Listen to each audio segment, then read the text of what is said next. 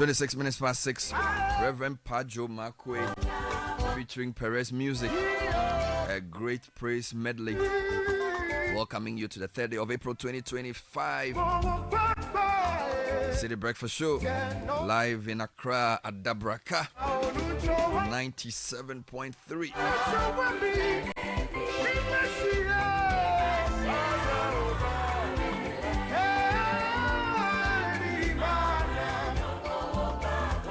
A very busy morning of programming ahead of us. The latest from the ECG scandal. The president has assented the repeal of some critical taxes. And a whole lot to talk about on the show this morning. A few hours of rain at night. Monitoring to see if there's been any havoc caused. Hopefully we'll all be protected. A conversation on the urban clutter with signage, billboards sprawling over the capital city, Ghana's second city as well. All of that and more coming up this morning. Surely an interactive show with your nice sprinkle of business and sports news. Starting off with a newspaper review brought to you by Piva Beverages. For a sweet and juicy treat, grab our grapefruit drink. We also have 4 other flavors to make your day. Call us on 0550-032231. Piva Beverages, a taste you will certainly love. Segment is also brought to you by Fidelity Bank. From the dreams of youth to the ambitions of adulthood. Wherever you are on your journey, starting a career, building a family, growing a business, or planning a future, we are here for you. Trust in Fidelity Bank to turn your dreams into reality. We are here for your journey. Fidelity Bank, believe with us. And of course, sponsored by the amazing Excellium from Total Energies. An additive enriched fuel with a powerful 3-in-1 action that cleans your engines, extends its life, and lowers your fuel consumption. You'll drive and drive and drive. Choose Total, choose quality.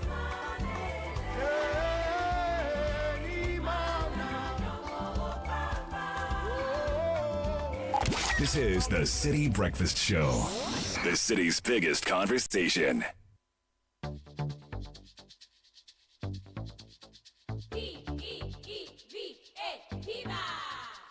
Looking for a burst of flavor in every sip? Discover the refreshing taste of Piva beverages. Enjoy the classic Piva Cola flavor, perfect fit anytime. How about a fruity adventure? Try our delightful Piva orange fruit drink packed with recognized citrus flavor. Craving something exotic? Our Piva cocktail fruit drink brings the tropics to you. For a sweet and juicy treat, grab our grapefruit drink and don't miss out on the refreshing Piva tangerine fruit drink, bursting with tangerine flavor. Piva Cola, Piva Orange, Piva Cocktail, Piva Grape, Piva Tangy. Grab yours today. Available now at your local store. Call us on 055-00-32231. Piva, a taste you'd love. This advert is FDA approved. P for Piva. Oh, jump on now. Go. Google me. At what time will you come back where I don't hear the sound of your car? Why you buy new car? No, I don't change my car. It be the same ride. It be the fuel way I change. Way one shouts it. Ever since I started using the all-new Excellium Premium Fuel, fortified with 3-in-1 action. Oh, Joe, now my car they run like electric car. No, it's so. This is the type of fuel where they want to. Because now engine they cost. Where they want for way if I buy it, it go protect my engine. And with the small way I buy, I go drive, sir. Absolutely. It's like strapping a turbocharger to your engine and giving it a protector. And what they bust my mind, Seth, be the 3-in-1 action, no? Excellium, they prevent up to 99% of deposit. It be anti-wear, some be anti-corrosion. Won't pay when I open them. Hey, so where can I find this magical fuel? Just head over to any Total Energy service station and your car will thank you. Hey, then make a finish my gobe fast, then rush go Total Energies. My friend, but why your hand my gobe inside? I give you info. Make a fill the gobe too small. The go. Excellium is designed to protect your car engine, decrease fuel consumption, and lower CO2 emissions. Don't say fuel, say Excellium. Choose Excellium, choose quality.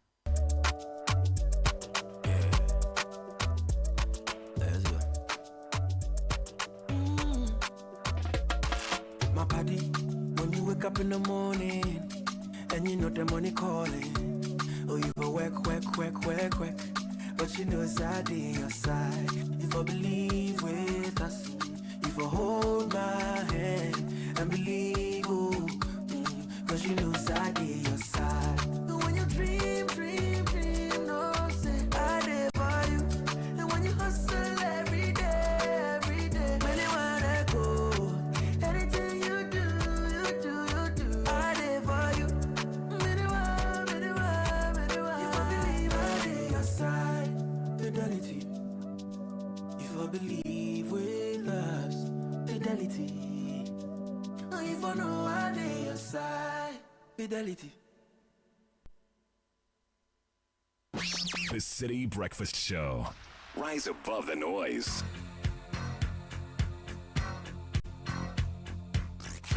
Unleashing the power of relevant radio.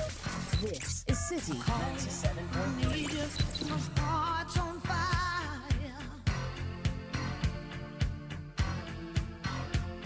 You come to me wild and wild.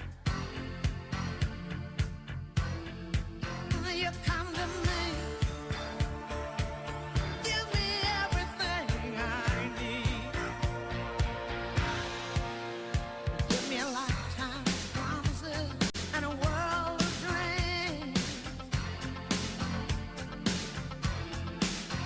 Speak the language of love like you know what it means. And it can't be wrong. Take my heart and make it strong. You're simply the best. Better than all the rest. Better than anyone. Anyone I ever met. I'm stuck on your heart. I hang on every word you say. Tears apart. Baby, I would rather be dead. In your heart, since the start of every night and every day. In your eyes, I get lost, I get washed away. Just as long as I'm here in your arms, I could be in no better place.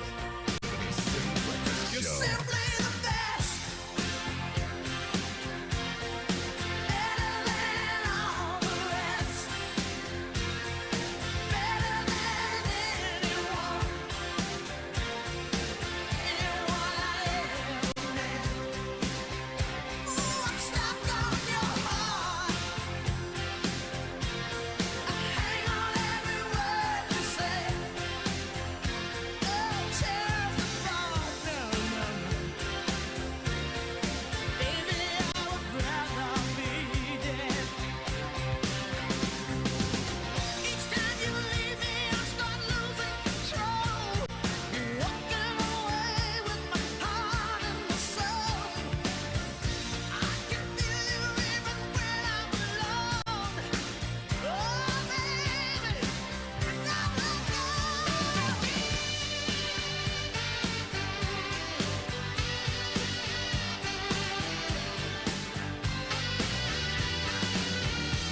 Simply the best, better than all the rest.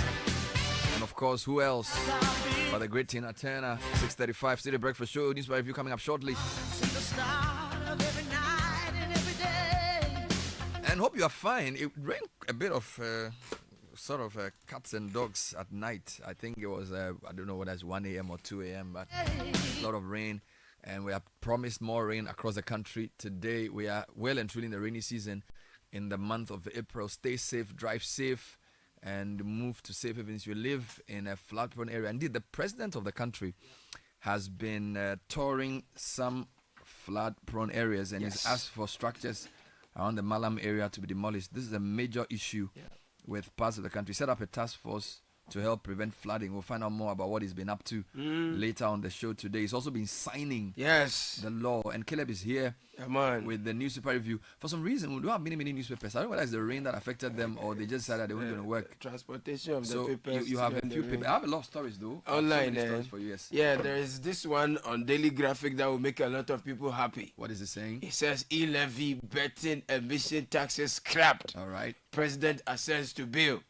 You know, so people are happy about the development, and people are also excited that the president is taking turn beyond giving warnings that structures in waterways should be demolished. He's actually visiting the places and giving instructions and making sure that things happen as he has said. It's an exciting development. Address issues affecting teachers by April 30. This is not telling the government, and government moves to track excavator imports. Myth to increase royalty collections. And so on the back page, 76 arrested, 100 excavators seized. This is in relations to the fight against mining in forest reserves. And suspected African swine fever outbreak devastates pig farms in Damongo. These are the stories on the back page of Daily Graphic this morning. Let's go to the Chronicle. Chronicle says alleged cocaine and money laundering at Kotoka International Airport. Mahama breaks out in a code sweat, directs all security apparatus to probe report. Queen Mother injects 300,000 Ghana cedis to stabilize electricity at Akokere. And Akachi North DC nominee gets 100% endorsement. How Awolai Amrihe Akpanyele III brought peace to the Western Regional House of Chiefs. Moving and the on final to, one, the New Republic. Oh, okay. From preacher to perpetrator, the twisted tale of Adubuahin's steel worship betrayal unveiled. Okay. Erastus to government. Erastus says government inaction on Galamsey. That's on page 2. NPP MP dodges drug trafficking allegations, and Baomia's spokesperson declares, I am an agenda boy. All right, now we have a lot of stories online. Sky, let me start with a couple here and then I'll come to you. So Channel 1 News has a number of stories. NDC 2028 race, Asidun Ketia struggles to break into top 3 according to Global Info Analytics. They also say 64% of Ghanaians satisfied with the budget. And then the 62% believe the country is heading in the right direction. We did a full show on it. I can give you the details later on. Now, then there's the e-levy story of 4.3 billion accrued from e-levy implementation. We are told that they will stop collecting e-levy from last midnight. Other stories, Nogwe to Intim Fojo handle national security issues internally. And then Godna Sarabedi Akun to sue OSP for wrongful detention. And then Enchi Court backtracks, reverses controversial Galamsey ruling. You remember the story you explained yesterday? So the court has issued a new opinion and admitted that it was wrong. And then a few other stories. Police launch investigation to murder of Chidomhini of Brofu Yedru. This is in Ashanti. Yuhuno engages former IGPs to strengthen police operations. And meanwhile on police, poll reveals confidence in Yuhuno as new IGP. All these stories on channel1news.com. Now, if you go to Citi News, I was never contacted over missing containers. Dubik Mahama, we'll speak to him later this morning. Also, Mahama orders removal of structures to curb flooding around Malam Junction. Ayokoboche assumes office as Secretary General of the Commonwealth. Mahama wishes him well. All this on citynewsroom.com. And then Trump imposes 10% tariff on all countries, including Ghana. We actually have a video we'll air for you later where he explained why specific countries he had to retaliate. Quite interesting. He had a chart standing outside. He mentioned China, he mentioned Japan, he mentioned EU, he mentioned Vietnam. Ukraine. He didn't get to Ghana though, but he did mention quite a few. He mentioned UK too. Yeah, he says some of them are friends, but they, impose tariffs, so we're going to retaliate. So, and this is going to really reset the global economy. We're going to discuss that as well. Let me give you two more headlines. GRA orders immediate removal of e-levy following Mohammed's assent. That's also on citynewsroom.com. And then GJ unable to hold AGM due to lack of quorum. That's quite surprising. And then let's come to you. What do you have for us, Sky? Okay, so let me take you to, for instance, GNA News. IGP seeks counsel with former IGPs. A cabinet to decide on options to privatize participation in ECG. Yes. And then also Ahmed Swale murder case. Court adjourns court turns down suspects bail application. Some other stories here on gna.org. All right. Actually, I have a couple more that I saw there, but let me do my Joy Online version for you. A couple of interesting stories that you would be. A container can never get missing. Former ECG MD speaking. And then GRA cracks down on e-levy compliance, strict monitoring and record keeping mandated. And then GAF or Ghana Armed Forces probes alleged assault by soldiers in Kumasi, places officers under close arrest. And then from the Global Info Analytics report, 68% of voters say Akufo-Addo caused MPP's defeat. 57% of MPP supporters prefer Bawumia to run for 2028. So those stories coming in from that interview with Musa Dankwa. Okay, if you step out and you are on the BBC's website, Trump to charge high tariffs on worst offenders globally. Another story on the same thing. Trump's tariffs are a long-time goal fulfilled and his biggest gamble yet. Also, Trump's tariffs on China, EU, and more at a glance. So all the explanations are here. If you're interested in trade wars and related matters, please, you have to visit the BBC. In fact, Bloomberg is using a different angle. China and EU vow to retaliate as markets face fallout from trade war. And then Trump tariffs everyone with China and Europe vowing retaliation. And then I give you a couple of stories, though, from the African continent. We're told that bread is in shortage in Mozambique. Hey, that's in Yevubolo. I'm telling you, Unless because prepare and export it there. well, apparently they're facing a shortage of US dollars. True. So how that affects bread, I really do not know. But quite a number of African countries having issues with the US dollar. Okay. So the story, and there's also a South African coalition at risk after Parliament backs budget law.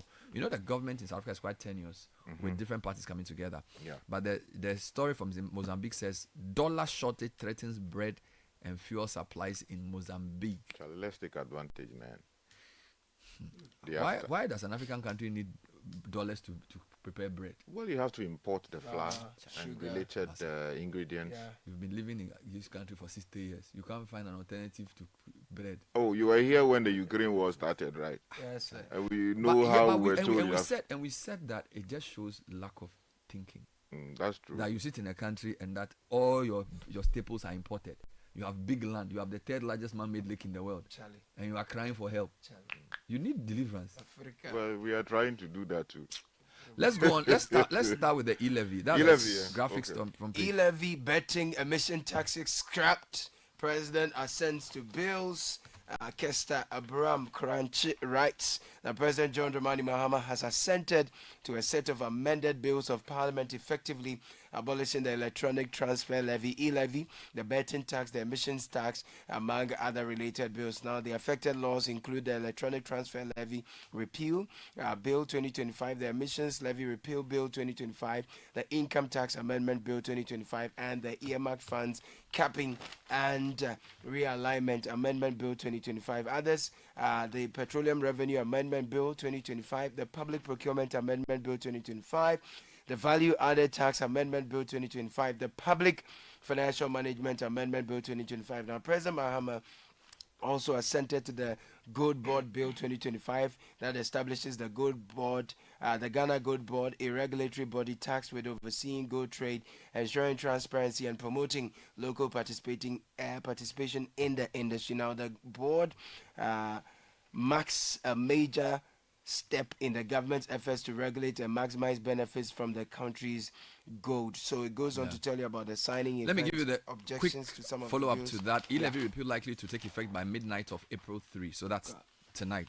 Tax analyst Fraxley Timor Boy has indicated that the repeal of the e-levy is expected to take effect midnight of today, April the 3rd. His comments follow what the president did. He told Eyewitness News that the new law, the law implementation is in Ghana generally takes effect immediately after official gazetting and notification by the GRA.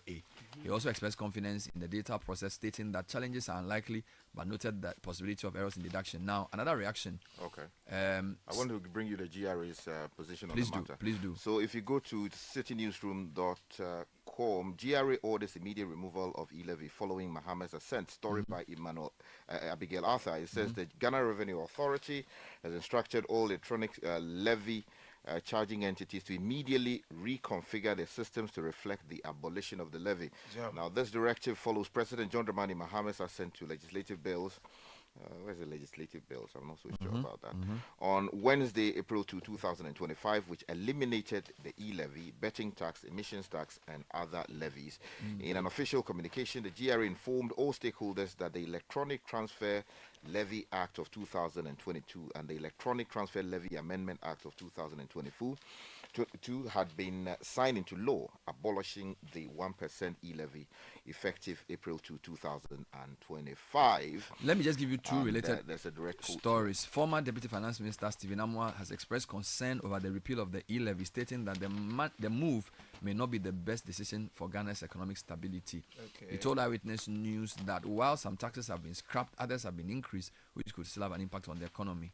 He argued that Ghana, as a developing country recovering from a global crisis, needs strategic fiscal policies to meet its financial targets. Let's still talk about tariffs and levies and all of that. Trump is doing his thing in the U.S. and we are feeling the heat here in Ghana. Trump imposes 10% tariffs on all countries, including Ghana. CitiNewsroom.com has that story, and it says President Donald Trump on Wednesday. Actually, yeah, Donald John Trump. Oh, is it John? It's John. Donald J. Trump. Yeah, okay. John Mahama filled your head. So every time the president says John, yeah. it's John Trump. Yes. On Wednesday, announced far-reaching new tariffs on nearly all U.S. trading partners. A 34% tax on imports from China, 20% on the European Union, among others.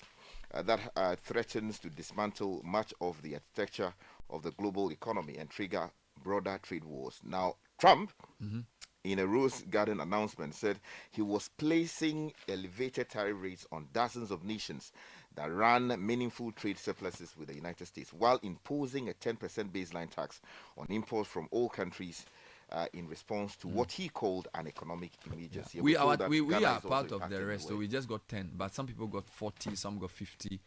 Now, I just wanted to mention quickly that inflation has come down slightly, all right? So that's latest news from the Statistical Service, and it says that Ghana's inflation rate continued its downward trend in March, settling at 22.4% from 23.1 recorded in the previous month of February, signaling a gradual easing of price pressures. Now, take me to Mohammed's comments on flooding. He's been touring some areas, and he's shown here on Citi Newsroom with a hard hat, accompanied by some key officials. And this is a picture I see from Kumasi, but this story is from Accra. The president has directed the immediate demolition of all structures built on waterways around Malam Junction in the Wejagba municipality. This directive, the president emphasizes, is essential to mitigating the devastating impact of perennial floods that have plagued the area for years, causing loss of life and destruction of property. The president orders follow a recent inspection tour of flood-prone areas in Accra, where he engaged with city engineers, municipal authorities, and residents to assess the impact. He actually spoke to the Garrett project and asked them to expedite their dredging as well. And he says he was concerned about unregulated construction of buildings and other structures on waterways, which he identified as a major contributor to the frequent flooding in the area. Talking about water, page 9 of the Ghanaian Times has a story that is disturbing. 76% of Ghanaians at risk of drinking polluted water. And they're quoting a UMAT lecturer. And the story is from Kwesi Alfred Adams in Takwa. Says Professor Anthony Usi, Dean of the Faculty of Geosciences and Environmental Studies at the University of Mines and Technology, UMAT, has emphasized the importance of conserving water bodies to promote sustainable water source management. Now, he said, despite efforts to improve access to water, millions in Ghana still lacked safe water because most of the water bodies had been polluted and could not be relied upon. Now, he noted that 76% of Ghanaians are not only at risk of drinking polluted water, but fecal matter as well. And that's why you have the cholera situation we're still dealing with and related matters. If you're interested in that story, please get a copy of the Chronicle. Yeah, Bernard, still related on stories related to that, government moves to track, this is on environment, excavator imports. Timothy Nyangba is writing for graphic on page 13 that the government has commenced processes to track the importation and use of excavators in the country. The initiative, which forms part of measures being deployed to fight illegal mining, will involve trained enforcement officers at the port to tag and track all excavators being brought into the country. The Minister of Lands and Natural Resources, Emmanuel Amakofi-Boa, explained to the Daily Graphic that the ministry has rolled out the system in collaboration with relevant state agencies, including the Ministry of Transport, Ghana Port Ports and Harbors Authority, Ghana Revenue Authority, the Driver and Vehicle Licensing Authority, and the Minerals Commission, as well as the Minerals and Forestry Commissions. The personnel are currently going through the recruitment process, including screening and shortlisting. The recruitment process is expected to be completed by the end of April this year. Now, later we are told that a policeman has drowned in a Galamsey pit. Are you saying a policeman? Yeah, has drowned in a policeman drowns in anti-Galamsey operation. All right. He drowns in anti-Galamsey operation at Asin Asamine Shelley. Asiedu Ado writes from Cape Coast, page 44. A policeman drowned yesterday morning in the river Ofin at Asin Asaman in the central region while participating in an operation against illegal mining activities in the area. Identified as Constable John Kwabena Dogbe, his body was recovered from the river after a 4-hour search. What a way to die. The incident occurred during a swoop undertaken by the Central North Regional Police Command as part of efforts to combat illegal mining activities. Well, let me give you the latest from the Galamsey ruling. So remember yesterday you explained that you were troubled by the Enchi Court's controversial Galamsey ruling. Well, it appears the man listened to you. The district court in Enchi Western North Region has declared its area ruling on illegal mining equipment null and void, citing a lack of jurisdiction over Galamsey-related cases. Now, this reversal, announced yesterday, April the 2nd, underscores the court's commitment to ensuring that its actions align with Ghana's mining laws. Presided over by His Worship Lawrence Bueno Boe, the case involved 6 individuals accused of illegal mining activities within the Boyne Forest Reserve. The court had previously ordered the release of 2 Louis Gong excavators and other equipment to the owners for relocation. However, upon review, the magistrate determined that the decision was, quote, wrong in law, unquote. In respect of illegal mining activities, this district court lacks jurisdiction to entertain such matters by making those orders, stated His Worship Boe. Exercises its inherent power, the court declared the earlier order void and directed that the excavators and equipment be retrieved and placed in the custody of the Forestry Commission in Enchi. At least there's some hope, right? So this is the Republic versus Wisdom Amuzu, Francis Adongo, Abu Norwin, Kennedy Akrugu, Mr. Moore, now at large, and Kojo, now at large. So there's some positive development there. Yeah, I mean, it appears to have taken advantage of what is known as the slip rule. Okay, and he has done the right thing. I wanted to point something out to you, though, which I know Caleb will be happy with. Yeah. The Minister for Roads he has ordered contractors to return to site for the Dowenya Ashaiman roundabout. You know, it's one road we've been talking about a lot. So, and here he is photographed with his deputy Alasan Suhini and then a couple of officials. Now, Mr. Kwame Govin Sagboja, who's the Minister for Roads and Highways, has ordered 2 contractors, First Sky and Oswald, to immediately resume construction work on the Temamoto roundabout, Dowenya, and Ashaiman roundabout, Afenya Road. So let's get this road straight. Have they paid them before giving the order? Hold on. But it's an once the Minister says work, it's an assurance. Then the order, I'm not so sure about. No. Yes, in our video, the 2 contractors were actually there. I think he's appealed to them or urged them to return. So this is the Temamoto. So this Temamoto run Temamoto to Dowenya. Temamoto Dowenya is the one that leads to your hometown. Yes. And then the Ashaiman roundabout Afenya is the one that leads to my mother's hometown. Yes. Okay. Now, the minister gave the directive following. They're sharing the 2 mothers. I'm telling you, the minister gave the directive during an inspection tour of the roads. Now, speaking to the press during the inspection, Mr. Abuja noted that there were spots that they thought could have been remedied, but up to now hadn't. He said DHM, they were not even available, saying that it's a fact. I don't know what they mean by that. They came to remedy a section, that is TT Brothers Traffic Light and others, but all these sections which are still part of their contract, they didn't do much. This is why MMU came in. I don't know who MMU is. Must be contractors, and I'm sure the Fanko Pokwasi people too are, keenly monitoring to see what will be happening. So that's what so this is what I think. I think the minister is saying that some previous contractors did not deliver. BHM. So I feel disappointed that they have not delivered as required. But let them be aware that the maintenance of the site, if they fail, is a breach. No, the video that I saw, he spoke about Maripoma, which is dealing with. So that's MMH. Yeah, okay, and said that they had discussions over the. We are not talking Pokwasi. This is no. You mentioned the Pokwasi one, so that's why. No, Caleb, don't confuse us. I'm still on Dowenya. I haven't said he hasn't read into our Maripoma here. The minister says he's asking First Sky Group to help MMU who I don't know who they are, to remedy all they can to ease the problem on the motor runabout towards Central University. He's also asking Oswald to work on the Ashama runabout Afienya beyond Michelle Camp. These are two of the roads we've been talking about. So Tema has two main outlets towards the Volta region. The Dowenya one to the south and the Afienya one. And he's asked these two contractors to begin work immediately. The question this guy is asking is, has money been made available? Okay, so let me read it. Mr. Humphrey Williams, chairman of Oswald Investment, said, my commitment is without question. We have a lot of work. We've done a lot of work in this country. Even when we don't get payment, we still continue to work. So the commitment is there. We will ensure that within a couple of months, they will see a difference on that stretch of road. People are really suffering. It was obvious during our journey. I want to assure you that help is coming. So I think that the reporter should have given us a bit more background in this story. Edie, I think you should have given us some background because it's a bit confusing just reading a story. But I can say on authority that I saw a video to the effect that he was saying they had spoken with the Maripoma guys to return to the Ofankor. Exactly, and the question was asked about whether they had paid them. So let me explain. So this company Maripoma is now doing the main motorway road. And yesterday a lot of people were sending me texts saying that the contractor had abandoned site on the Ofankor Pokwasi road completely. All right. So I believe the video you saw was the minister responding to that. That he's asked them to go back. But they are the same people working on the main motorway road. Oh, I see. But the two roads I mentioned are the Dowenya and the Afienya roads from the motorway, not the main motorway road. All right. In the meantime, the minister is saying that the reconstruction of the Sunyani-Hamile Road corridor will start in July. All right. This is page 22 of Daily Graphic. Minister for Roads and Highways Kwame Agboja has announced that the reconstruction of the Sunyani-Techiman-Wenchi-Wa-Hamile Road corridor will begin in the third quarter of this year as part of the government's Big Push initiative.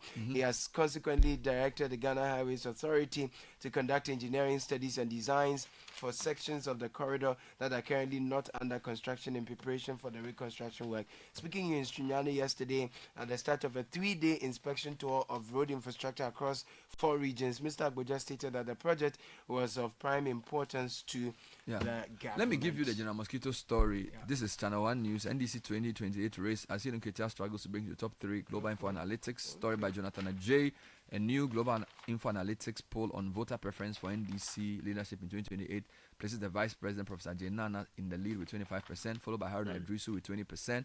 Finance Minister Kassiatu Forcing with 12.9%.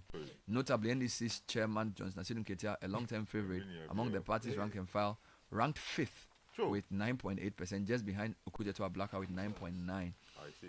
Also polled, the poll also ranks Aneto Ajimarolin 6.3%, Julius Debra 4.9%, and Dr. Manibo Ama 2.2%. And on the MPP side, Dr. Baumia is in the lead, followed by Kennedy Ejepong, and then the former education minister, what's his name? Dr. Educhum was number 3. So those are the top lines from that. I see. I wish all the people in the race all the very best, though. But very quickly, Bernard, let me draw your attention to this story about ECG container scandal sparking blame game. Today you'll be speaking to the former managing director of ECG. In the meantime, though, if you go to page 12, and that story I took from the Daily Guide newspaper, if you're interested in it, page 6.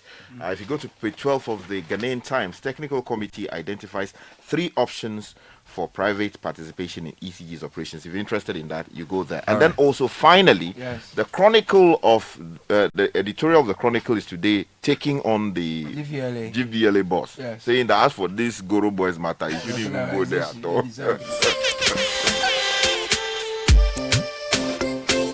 That was the newspaper review with Richard and Caleb. Coming up next is the City Business News brought to you by EcoBank. Every day, people face different emergencies: police, fire, medical. But with many Ghanaians, their emergency is a money one.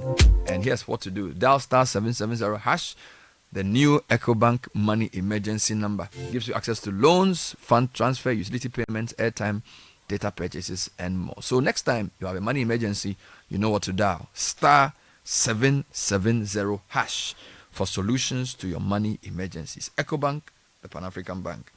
The City Breakfast Show.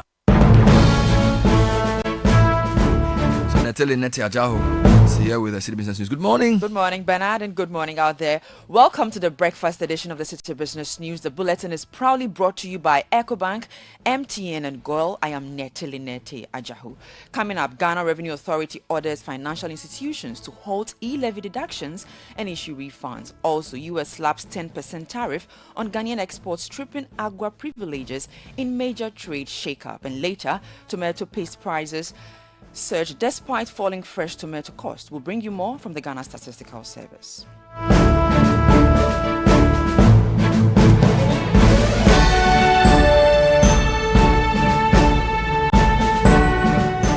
Thanks for joining us. Let's settle for the details now.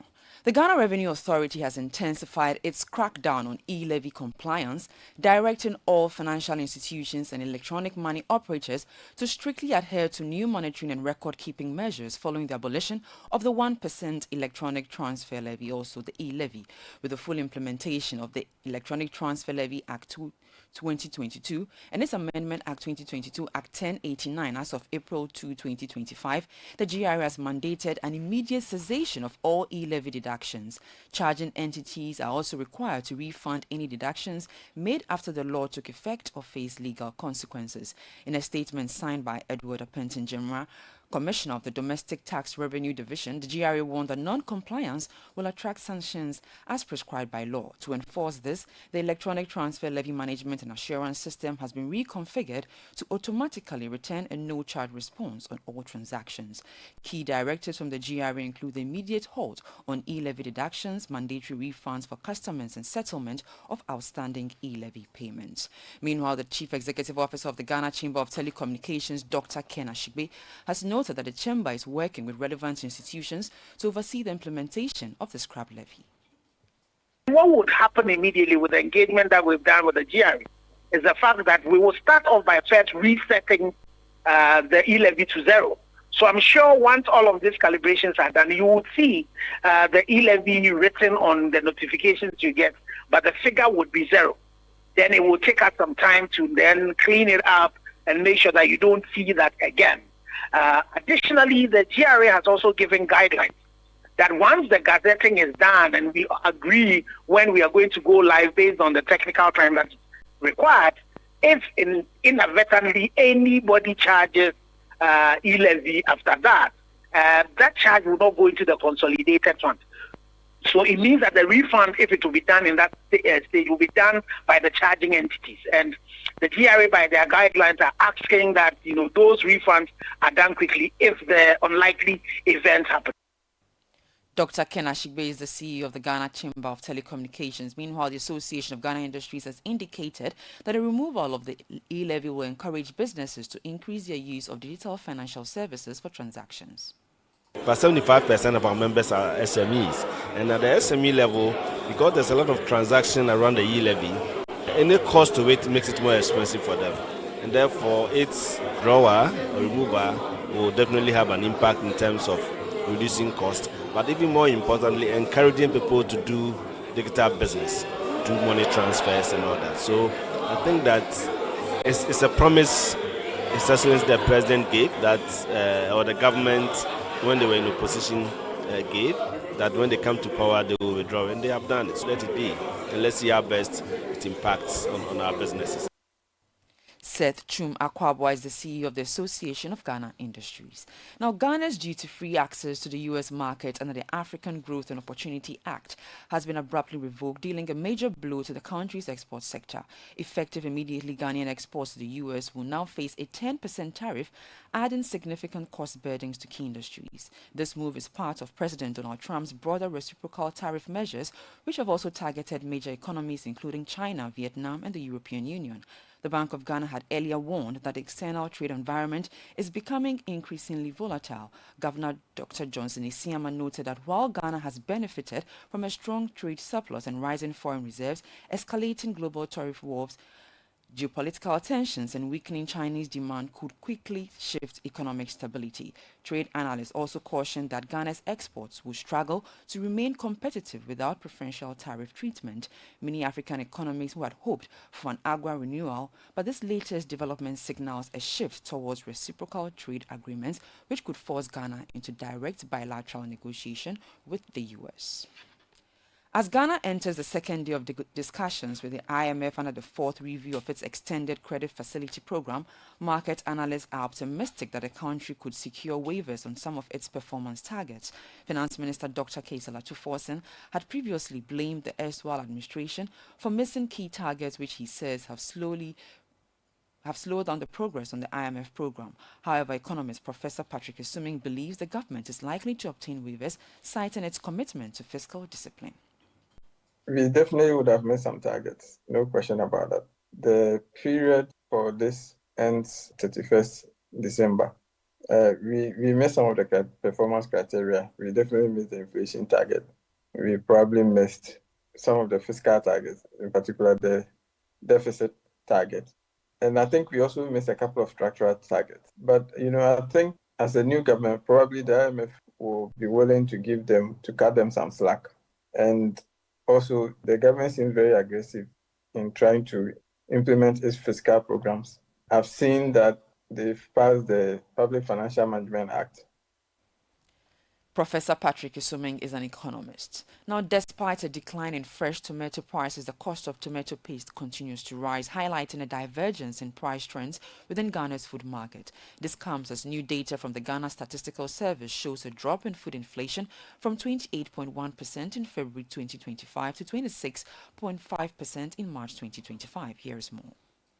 According to the latest Consumer Price Index report, tomato paste recorded the highest month-on-month price increase of 8.1% among the 25 key food items in Ghana's national food basket. This is significant given that overall month-on-month inflation for March 2025 stood at just 0.2%. In contrast, fresh tomatoes saw a price deflation of 4.9%, reflecting lower costs at the retail level. Other items that recorded notable price increases in March 2025 include sea caught fish, which saw a 3.2% rise, and hotel accommodation, which increased by 2.4%. Looking at a broader set of 307 items, independent of their weight in the inflation calculation, ginger continues to top year-on-year price increases, recording a surge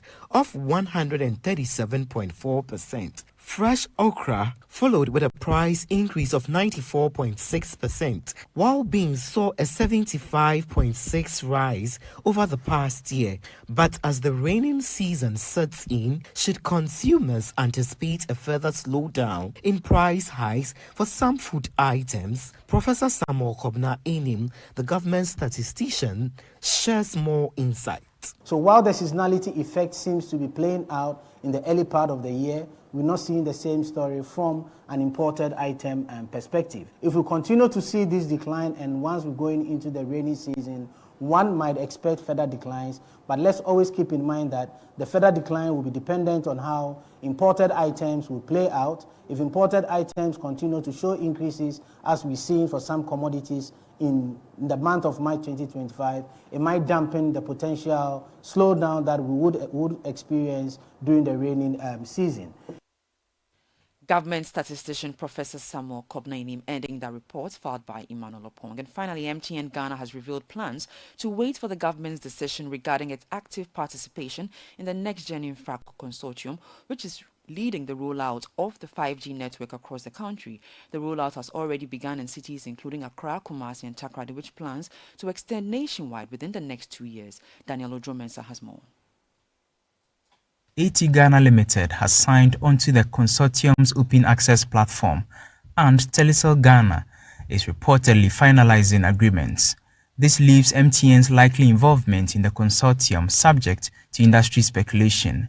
Speaking during his first anniversary in office as CEO of MTN Ghana, Stephen Blewett stated that The company is awaiting a decision from the Minister of Communication, Digital Technology and Innovation, Samuel George, on the matter. From our perspective, however 5G plays out, MTN will participate in some way. So whether that's NGRC or hybrid or multiple players, whatever, we will, and we're happy to be part of rolling that out. We're happy to be partners.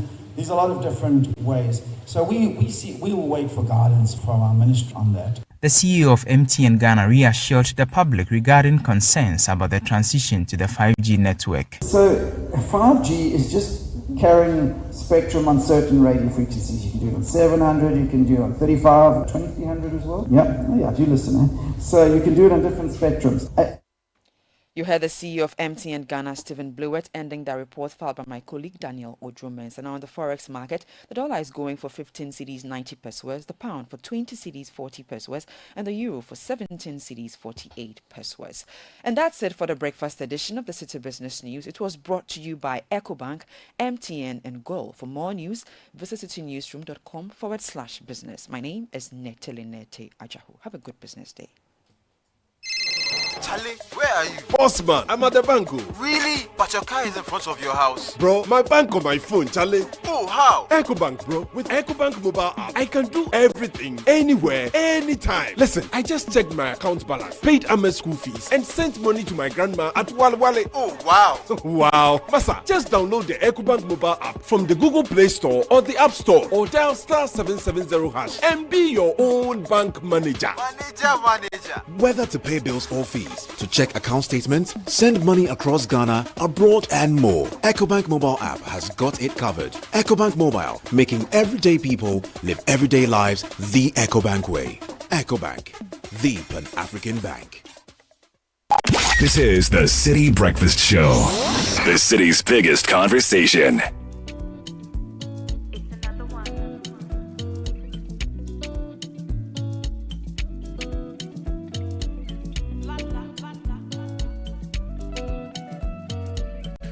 12 minutes past 7, City Breakfast Show. You just had Nete Ajaho with the City Business News. Coming up next is Kickoff with Lesheho. The Lesheho Don't Call Me campaign has come to you because you deserve financial peace. Life comes with financial challenges, but with Lesheho, you don't have to face them alone. From now till April 30, we've reduced our interest rates just for you. So whether it's education, rent, or unexpected expenses, we've got the right loan to meet your needs. Simply WhatsApp or call Nana on 0270 040799. or 0270-040-733. Let's make life easier together. Act now before the offer ends. Terms and conditions apply. Let's share hope. Let's improve life.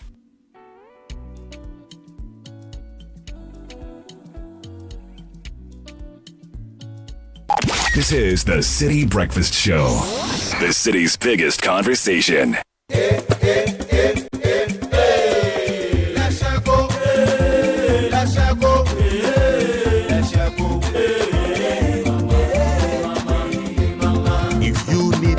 Services, innovative financial solutions. We deliver on our promise, cause we are number one. Let's share go, we improve your life. Let's share go, let's share go, hey mama, hey mama, hey mama. Even when you're stuck with nothing, no matter your situation, let's share go, we improve your life. Let's share go, hey, let's share go, hey, let's share go, hey mama, hey mama, hey mama. Let's share go, we improve your life. The City Breakfast Show.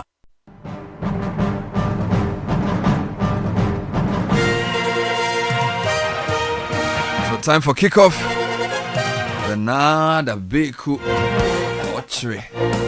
Good morning, Bernard. Good morning, my boss. You are warmly welcome. This is 97.3 City FM, and we warmly welcome you to the biggest breakfast show in the region and Ghana at large. And this is the very latest from the world of sport.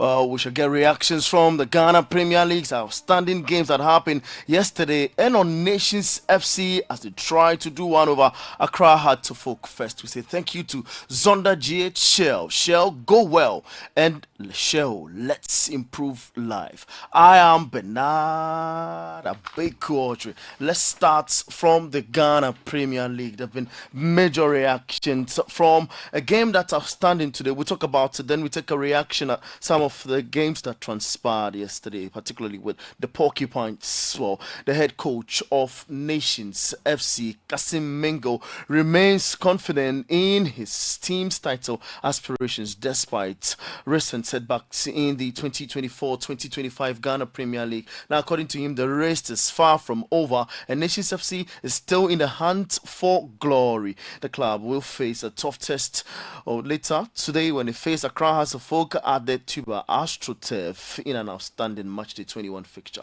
Nations FC's recent form has been consistent with just 1 win, 1 draw and 3 defeats in their last 5 league outstandings. However, they remain one of the league's most potent attacking sides, having scored 24 goals, joint second highest in the competition, while also boasting a solid defense, conceding just 14 goals, the second joint lowest.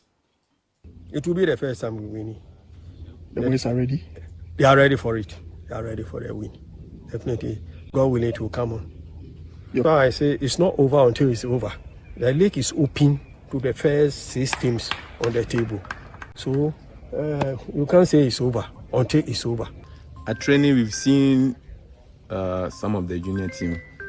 Is there a likelihood that we'll see another feature from the youth team? Definitely, we'll see. We've been promoting them one after the other. We want to integrate them into the team gradually so that they can also be part of the team. So that's the latest from a coach who will be playing later on today in an outstanding fixture at the Tuba AstroTurf against Accra Hearts of Folk. Let's talk about some stats now. Ghana Premier League statistician Mo Shaban has raised concerns over Accra Hearts of Folk's decision to play on the Tuba AstroTurf, citing the unnatural nature of the surface. He argues that Kotoko has historically struggled on artificial pitches, often recording poor results. So with the league reaching a crucial stage, Shaban believes that playing on such surface could be a major setback for Accra Hearts of Folk, for example, as they look to do one over Nations FC. Last season, at a point in time, Hearts of Folk had the opportunity to go up in the league, and it was the era when Abubakar Ouattara has taken over in the second round. What happened was that Hearts of Folk now had to play Bofo Apatano at the Sugakope Wafa Park. And if you remember that game, the results ended in a draw. And so it didn't go in their favor. If you look at Hearts of Folk versus West African Football Academy at the Sugakope Wafa Park, the results did not go in their way. Last season, when Heart of Lions were promoted in the league, they played Heart of Folk at the Ahoy Sports Stadium, which is also an AstroTurf. The game ended in a draw. So majority of Heart of Folk's AstroTurf fixture has always ended in a defeat or in a draw. The best for Heart of Folk has been a draw. Again, in the first round of this season's league, Heart of Folk played Dreams FC at the Kaswa Tuba AstroTurf. It ended in a draw. And per the statistics and per the numbers, if Heart of Folk fail to beat Nations FC tomorrow. You heard the latest from the Ghana Premier League statistician Mo Shaban. So it was Adriana Stars who played 2-2 with Young Apostles. Kumasi Asante Kotoko beats Brekum Chelsea by a goal to 0. It was a game between two coaches who've won the Ghana Premier League. One in the former Accra Hearts of Folk, Gaffa Samobwedu, and Prosper Natilgum, who did that with Kumasi Asante Kotoko as well. So Kotoko winning by a goal to 0. It was a tough fixture. Let's take a listen to Prosper Natilgum after that win. He describes it as a tough contest. It was a very physical game, very energy sapping game. Looking at the manner in which Chase played, resorting to the direct balls, long balls. You have to jump head, you fall down, you get up. These things get you tired so easily. And they are very good aerially. When the ball goes up, first ball, second balls, whether behind our defense or in front of our defense, they are always there, very aggressive to win the ball. So It's made the game a little bit challenging in the middle of the park. But then we also try to play to our part and keep the ball, look for the spaces, try and then push them to their half. On a few occasions, I think we were able to split their defense, but we were in a rush to score. I remember that of Peter Kwampoku on several occasions. So it was a balanced game. That's what I would say. You heard from Dr. Prosper Natel Gum, who is the head coach for the Porcupine Warriors.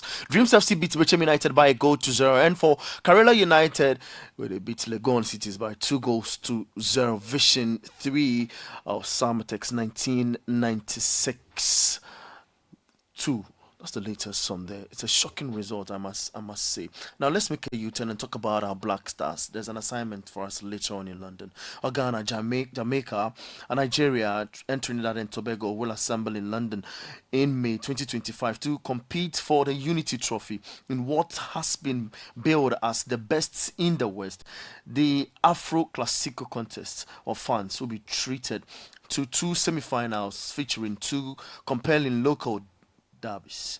The first semi-final on Tuesday, May 27, will feature the first ever Trini Jam clash on UK shores as the Soccer Warriors of Trinidad and Tobago take on the Reggae Boys of Jamaica to claim who is the best in the West Indies. The following day, May 28, the Super Eagles of Nigeria will face the Black Stars of Ghana to determine who has the bragging rights in West Africa.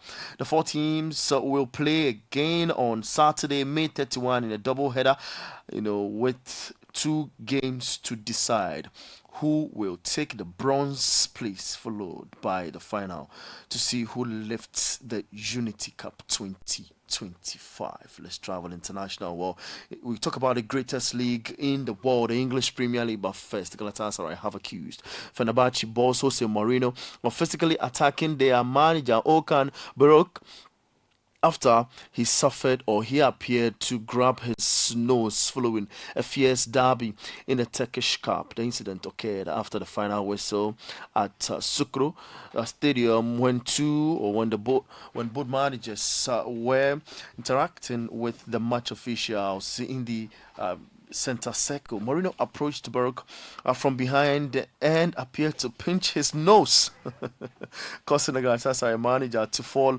to the floor with his hands covering his face. Jose Mourinho rightly in trouble there. Let's now move to the greatest league on planet Earth, the English Premier League. Yesterday was interesting to know the very latest that transpired in a derby, Liverpool up against Everton. Well, it's Liverpool who won by a goal to 0 to show their dominance, trying to move closer to their 20th league title. Well, Liverpool's head coach Arne Slot has said he's not surprised that Everton defender James Tarkowski was not shown a red card for his controversial tackle on Alexis McAllister in the Merseyside derby. Diego Jota scored the only goal at Anfield as Liverpool edged past their City rivals to restore their 12-point advantage at the top of the Premier League table. However, one of the game's biggest talking points came when referee Sam Barrett chose not to dismiss Tarkowski for a high tackle on McAllister in the first half, with VAR choosing not to intervene after a brief check. Take a listen to Slot. I don't deal with it, mate. I mean, like I said, I know what my responsibilities are. Let me first say that I don't want to comment about the situation because so many people already commented on that, and even people that are not liking Liverpool a lot. And they were all so clear and obvious what the decision should have been. There is no need for me to comment on that. Was I surprised? No. Is that something I'm surprised about? Yeah, that took such a short amount of time. I don't mind if they take 10 seconds or a minute. If you are far and you think it's no red card, yeah, then you can also say it in 10 seconds. You don't have to wait for me to look at it in a minute. Yeah, it's a human being that makes the decision. So the referee makes the decision, a human being that makes the decision over there. So I don't mind if they take 10 seconds or a minute or 2 minutes or 3 minutes. They should take the right decision. And if I hear all the comments, people don't think they made the right decision. Well, that's the very latest from a manager who would want to win the league. Let's take a listen to Everton's manager David Moyes as he says Liverpool's winner in the Merseyside derby should have been ruled out for offside. Well, interestingly, he's a manager that's loved the defensive approach, so he tried to tax players in that right foot to keep on dreaming and going for hard tackles to make sure they win. Let's take a listen to David Moyes. Just on the goal, felt controversial. Diaz looked like he was in an offside position. He's offside, yeah. He's offside. Have you saw an explanation for that? Yeah, I've asked it. Well, I've not sought an explanation, but I've said to him that I'm disappointed that, I think it's quite an easy one to give as well, because all our players are sort of holding the 18-yard line, and Diaz comes from behind and affects Tarky from behind clearing it. I'm really surprised it wasn't given, or maybe I'm not surprised. Oh, that's some interesting reactions from a manager, David Moore. He has a lot of experience in the English Premier League, but he chooses not to react, overreact, I can put it. Or Bournemouth suffered a defeat against Ipswich Town, Ipswich beating them by 2-1. Brighton 0, Aston Villa 3, Manchester City 2, Leicester 0, Newcastle United beating Brentford by 2-1. Southampton played 1-1 with Crystal Palace, and that's the very latest from yesterday's. Well, later today at 7 p.m, live on your radio 97.3 Citi FM, there's commentary on Chelsea versus Tottenham Hotspur in the greatest league on planet, the English Premier League. So make time with us. We will have to give you the very latest from that space. But for Liverpool, they're on top of the league now with 73 points. Arsenal follows with 61, and Forest have 57 points in that order. Before we take leave of you, let's take a listen to Ange Postecoglou, who is not worried and dwelling on possibilities of losing his job. I don't deal with it, mate. I mean, like I said, I know what my responsibilities are. I'm sure if the club decide to go in a different direction, there's some outstanding candidates out there for it. So, and you know what, maybe somebody will think, Ange Postecoglou's not a bad coach. Maybe we'll take a punt on him. So, mate, it doesn't rock my world. It doesn't consume me. I'm here. I'm passionate about what we're doing. I was brought in to change the way the club plays, rejuvenate the squad, bring success. I'm focused on that, and that's what I'll keep doing. Thanks, bud. Okay, we'll end the broadcast section there. All right, so that's the very latest from Ange Postecoglou. He'll be meeting Chelsea later today. He says nothing rocks his world, but first off, thanks to Zonda GH Shell go well, and Le Shell, let's improve life. It draws the curtain on the very latest from the world of sport on the Citi Breakfast Show. It has been kicked off live on your radio. I am Bernard Baker. Meet us later at 5 for the very latest sports live. Get involved. Join the conversation on the Citi Breakfast Show on Facebook at facebook.com/Citi97.3, Twitter at twitter.com/Citi973, and Instagram at instagram.com/Citi973 with the hashtag CitiCBS.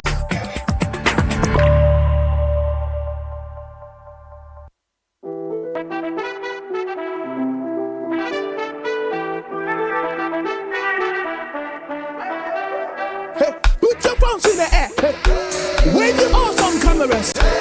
Why the party, you also like Samsung Galaxy. Get out the way, get out the way. Make way for the boss. Get out the way, You need long-lasting battery life for this party. Take a picture, my sister. Boss. Choose a phone like a boss. Show me your Samsung Galaxy. Wait till this morning. Boss. Take a picture, my sister. Boss. Choose a phone like a boss. Show me your Samsung Galaxy. And a baby mommy. Get out the way. Make way for the boss. Ago. Amen. We are gathered here to discuss the funeral plans of Fifi. As we have always done, the children will take the caskets, siblings take the catering, while nieces and nephews will take the... Wafa, may I please speak? Go ahead, Aaron. I signed Daddy up on a family care funeral trust prepaid plan. They will be providing us with everything we need, from caskets, hearse, canopies and decorations, among many others. Yes, they will provide food and drinks as well. That's such a relief. Don't let you or your loved one's funeral become another emergency family meeting. Plan ahead. Call or WhatsApp us on 026 26 26 181 or visit our website at familycaretrust.com. Family Care, today's wisdom, tomorrow's peace of mind. Underwritten by Metropolitan Life Insurance Ghana Limited. TNC supply. There's no price like the ShopRite price. That's why we are committed to bringing you lower prices on all the essentials you need. Like 85-gram Mrs. Bector's Cream Cut Shortbread Biscuits for only 9 cedis, 49 pesos worth, and 500 ml Vena Still Water for just 1 cedi, 49 pesos worth. Never pay more than the ShopRite price. Prices valid until 6th April, only at ShopRite.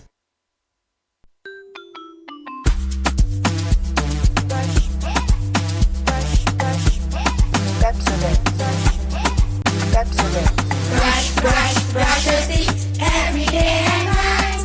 Up and down and all around. Brush it clean and bright. Brush your teeth. Brush with mom and dad. Underneath and in between. Brush the germs away.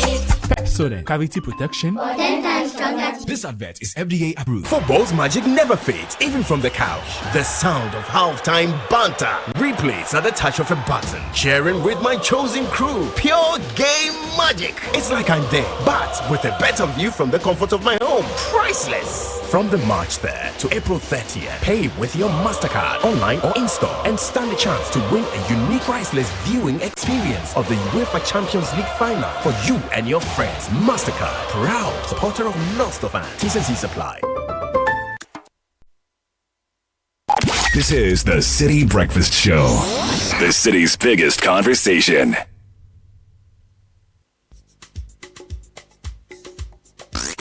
Unleashing the power of relevant radio. This is City 97.3.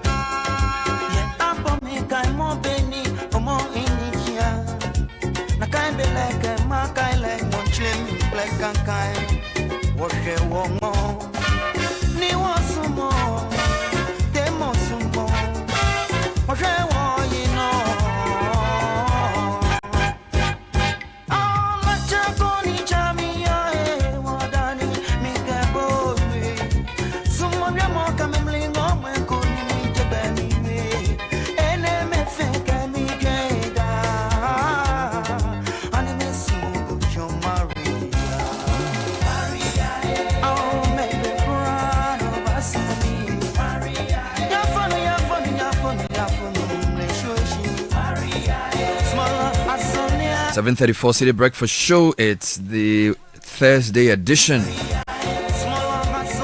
of your favorite breakfast show. A couple of quick birthday requests coming through on the show this morning.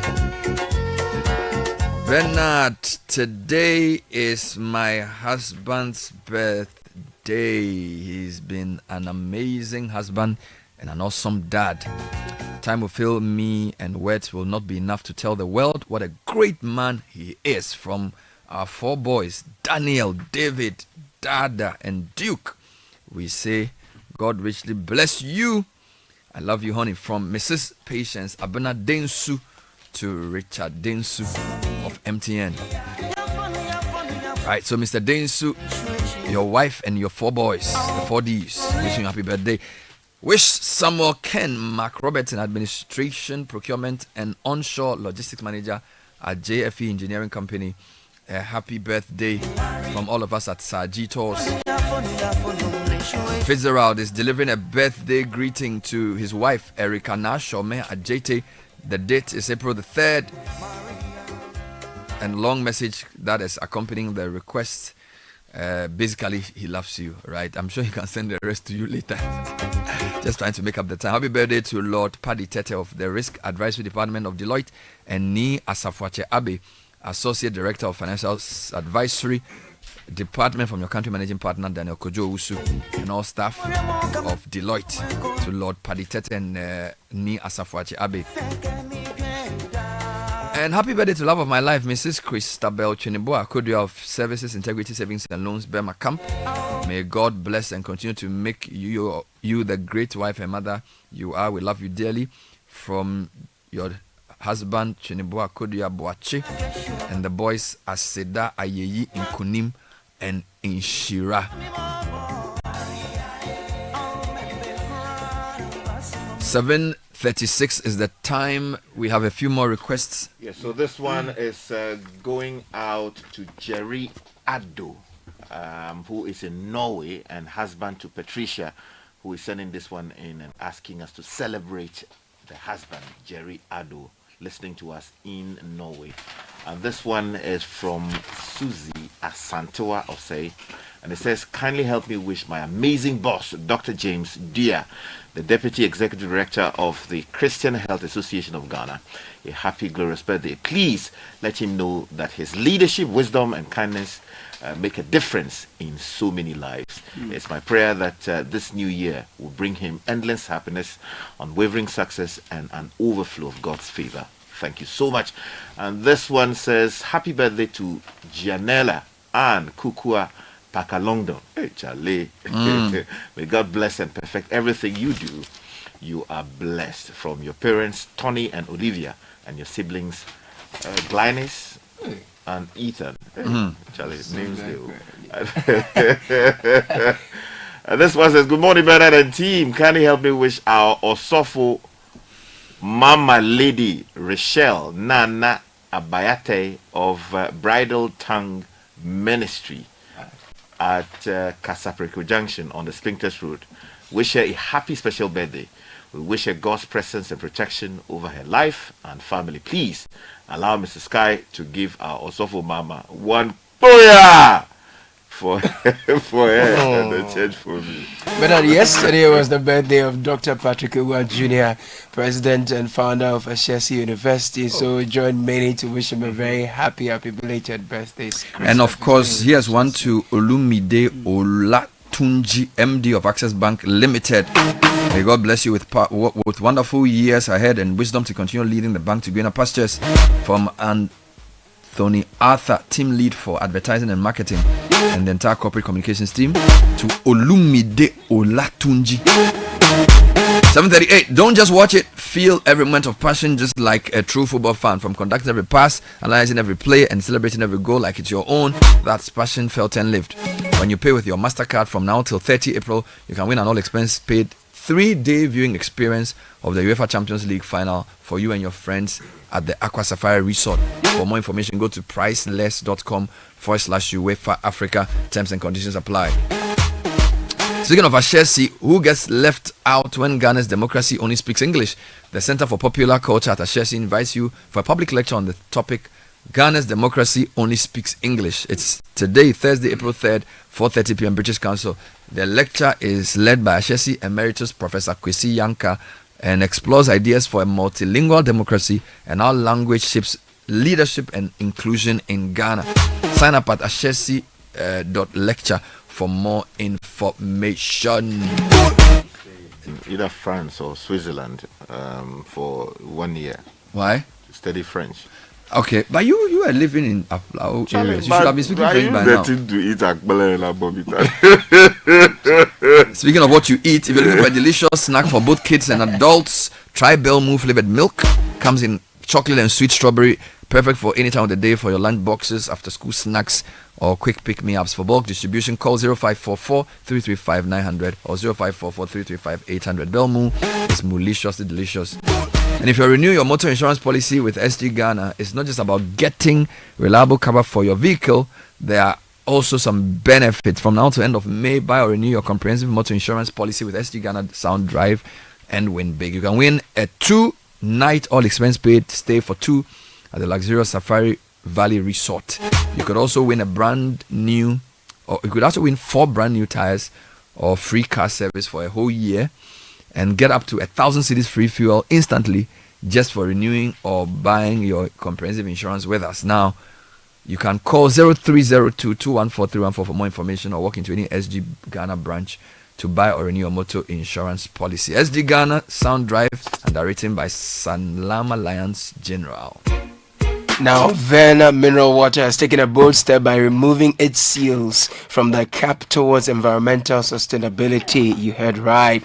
Now, to reduce plastic waste, Verna has modified the design of its 500 ml, 750 ml, and 1.5 liter bottles by removing the capsule, helping to minimize pollution and protect our planet. But that's not all. Verna bottles are made from BPA-free, eco-friendly plastics, ensuring your health and safety while delivering the same refreshing hydration you trust. Plus, the new lightweight design uses less plastic, making the bottles easier to compress and shrink for recycling. So no seal, less waste, easy to compress and shrink for recycling, less plastic, same great refreshment. Choose Verna and refresh with a purpose. I mean, this is good news for me because, Bernard, look, sometimes you wake up in the middle of the night, you want to drink water. Now you have to be fighting with, water bottles to remove the seal. Opening it can be so difficult, right? Rough. Yeah, man. So it's good that Verna has done yes, that. Others should follow suit. Yeah, man. Now, attention all cybersecurity professionals, board executives, CISOs and CIOs and CTOs. Sapient and Vision, a proud subsidiary of Innovari Limited, invites you to CISO Summit 2025, the ultimate gathering for cybersecurity professionals. Join us on the 9th and 10th of April at Labadi Beach Hotel, Accra. This year's theme is Proving Strategies for Global Cyber Executives, Maximizing Organizational Security and Efficiency. So don't miss out on the chance to gain valuable insights, explore the latest cybersecurity threats, and network with top executives from around the world. Register now. It's just 5,000 Ghana cedis. Group discounts are also available for 3 or more registrations from a company. To register, partner, or become an exhibitor, visit www.thecisosummit.com or call 057-2760-472 to secure your spot today. Let's talk about Translight Solar before I talk about the ECG. Because the future of energy is here. It's more affordable than ever. Translight Solar is your trusted brand in solar solutions for the past 10 years. We're making it easier for you to own a reliable solar power system. We have flexible payment programs starting at 49,000 Ghana cedis. You can now power your home or business by paying just 30% upfront and spread the rest over a 12 to 24 month period. Yes, it's that simple. Buy solar now and pay as low as 1,650 Ghana cedis every month. It's our 10th anniversary. We want to celebrate with you. Say goodbye to Doomsday and high electricity bills. Please call 0504 249 229 or 0206 542 454. Visit translightsolar.com to schedule free consultation, because Translight Solar is wherever there is sunlight, then there is Translight. So it's 7:44. Let me start with the ECG. Background: the Minister for Energy and Green Transition, in a letter dated January 31, appointed members of a committee to conduct an investigation into the clearance status of an estimated 2,500 containers, procurements, contracts, and transactions between ECG and Haptel. I'm reading the beginning, the background. On the ECG. So this is the investigative report on the so-called missing containers. Now, this follows public discussion on the matter after an announcement by the minister on the state of the power sector, ECG's procurement issues, and the agreement with Haptel, which may not be in the interest of the state. Scope of work was to ascertain the circumstance leading to the hold-up of the 2,500 containers, to confirm the contract that resulted in demurrage containers, establish the value of the contract of those demurrages, examine ECG's procurement practices, procedures, and processes used for the acquisition of these goods, review the company's procurement contracts for supply of goods, and submit a report on findings. So, overall, the committee had two objectives: to ascertain the circumstances that led to the container hold-up at the port and review ECG's procurement practices, procedures, and policies. Now, the key findings, I'm going to read some highlights. I'll read. There are about 12 summary findings. I think we can run through them quickly. Okay. Number one, management's negligence caused the hold-up of ECG containers at the port, incurring demurrage to the tune of over 909,578,400 Ghana cedis, because the excuse of lack of funds is not supported by facts. Okay. That's number one. Two, the committee in its discussion with the directors observed that the issue of quote over procurement in ECG was exacerbated when the procurement directorate was merged with the premises and estate directorate in 2023 to become the procurement premises and estate directorate. Now, the director of procurement premises and estate further admitted during discussions with the committee that majority of the containers held up at the port were procured during his tenure. This same person stated inter alia that indeed ECG procured in excess of its demand, quite serious, but intimated that this was due to pressure and influence from above. 5. The director of procurement, premises and estate also suggested that, quote, this pressure and influence was from the then managing director, who awarded contracts to specific suppliers without subjecting them to competitive processes. This is summary key finding 5. Then it goes on. The container hold-up situation was created to enable the award of clearing contracts to the tune of 159,650,000 Ghana cedis to third-party service providers, even though ECG had a functional shipping unit that is capable of clearing the held-up containers from the port. Key finding 7. The content of the ECG containers piled up at the port include meters, conductors, poles, transformers, and cables, among others. So we import all these things, even poles. Quite surprising. 8. A clearing contract to the tune of 127,657,000 cedis was awarded to a company which was not a registered customs house agent, even though ECG itself is a self-declarant. 9. ECG could not account for at least 1,346 containers. This is one that's generated of controversy, valued at 489 million cedis. Actually, dollars. Let me read this again. ECG could not account for at least 1,346 containers, valued at $489,099,241.62. Some of which hold goods of high value, such as transformers. 10. Even though the reason given by ECG for not clearing the containers promptly was due to lack of funds, ECG managed to award a contract to and pre-finance one of the clearing agents, Mint Logistics, with 30 million Ghana cedis. Let me read this again. 10. Even though the reason given by the company for not clearing the containers promptly was due to lack of funds, ECG managed to award a contract to and pre-finance one of the clearing agents. 11. Dawards Bonds Limited fraudulently cleared 47 containers out of the port without following due process of paying duties to the state or taxes to the state. Out of the 47 containers, the company delivered 46 to ECG. Dawards Bonds is currently demanding an amount of 5,290,000 from ECG. And then the summary finding 12, which is the final on this sheet. This fraudulent clearance of the 47 containers implies that Dawards Bonds evaded taxes to the tune of 4,799,463 Ghana cedis and some coins. Now, they then go to procurement breaches. So I just read a summary of the findings under containers at the port. There's also about 15 or more points under procurement breaches. Now, yesterday the minister spoke again at a meeting with the press. He spoke about this. Let's just hear what the minister said. Yeah, we've written to the Attorney General to conduct further investigation with the possibility of taking culprits to court. We've also written to NIB to institute a proper and forensic investigation to determine the whereabouts of the containers. But I've also personally written to the National Security Secretariat to help us secure the remaining containers so that we can do a proper reconciliation of the containers. Because some containers are still stuck there. We need to secure them so that we can put them to good use whilst we pursue those that cannot be accounted for. They've given us 3 options. Option 1, option 2, option 3. And in all the 3 options, it's quite clear that none of them talks about outright sale of ECG and its assets. And so I just thought that I should make it clear so that nobody goes to misquote us or misrepresent us to say that the committee has recommended that ECG be sold. In all the...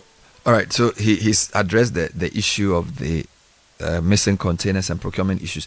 Samadubik Mahama is the immediate past MD of ECG. He's joining us for some reaction to this running story. Mr. Mahama, thanks for joining us. Good morning. Good morning, Brad. So I'm going to first take your general reaction to the report, and then I'll ask you a few specific questions which may pertain to your tenure, and then I'll take any other thoughts around the company from you.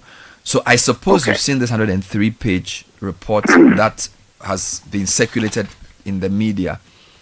I have. Yeah, what is your general reaction to the scope of work they did and the findings they came up with?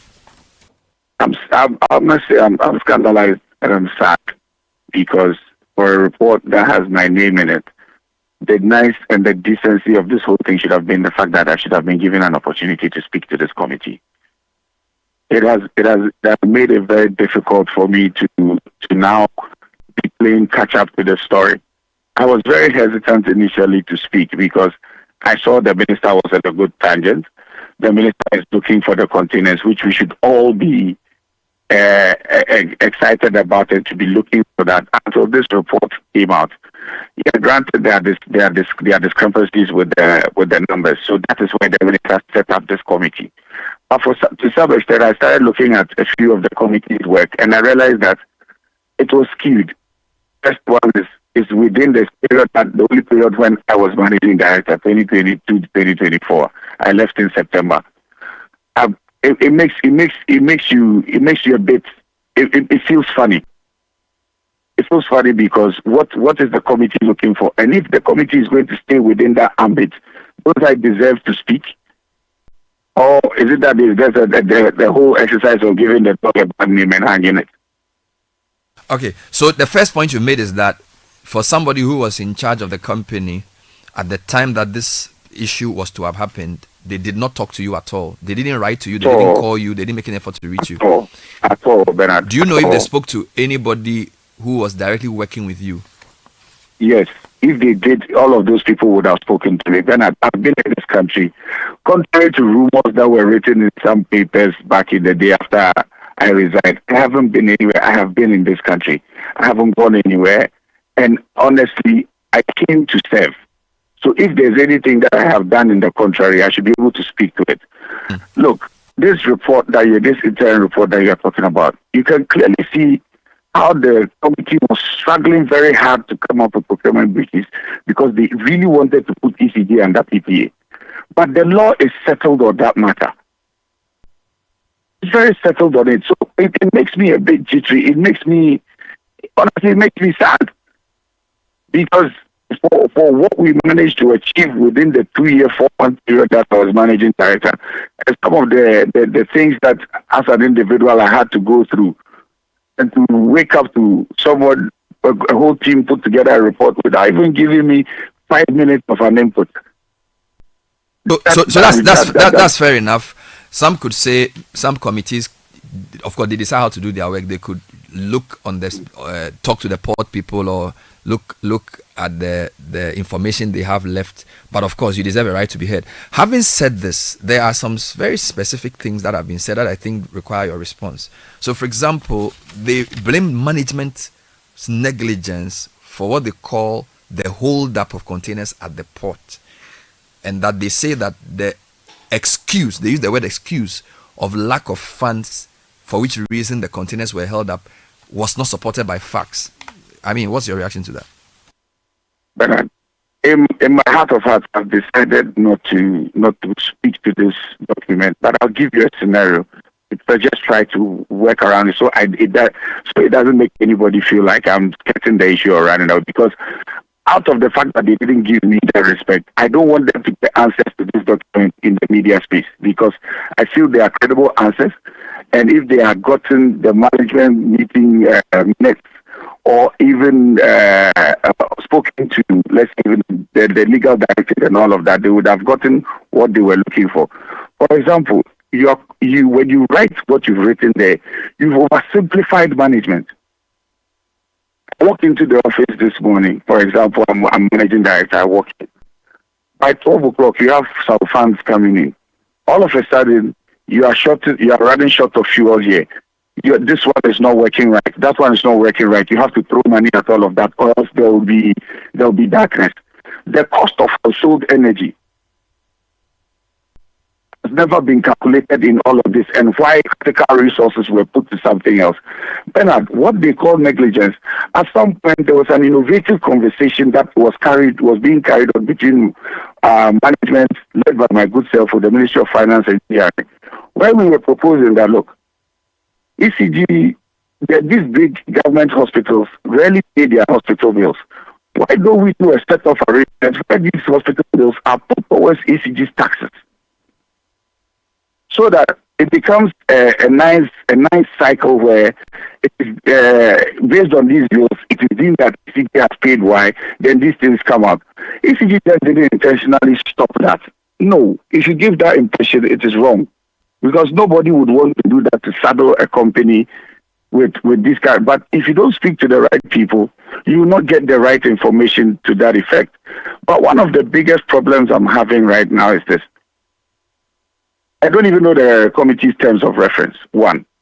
2, containers that are stuck at the port are not in the custody of ECG.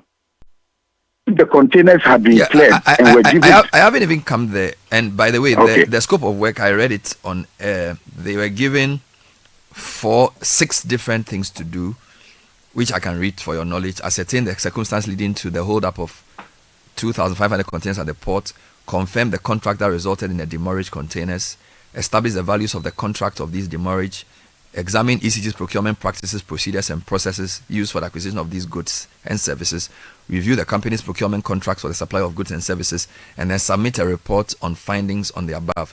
So they then distill 2 key objectives from these 6 issues. So are you saying that in the terms of reference, there was no such thing about Haftel?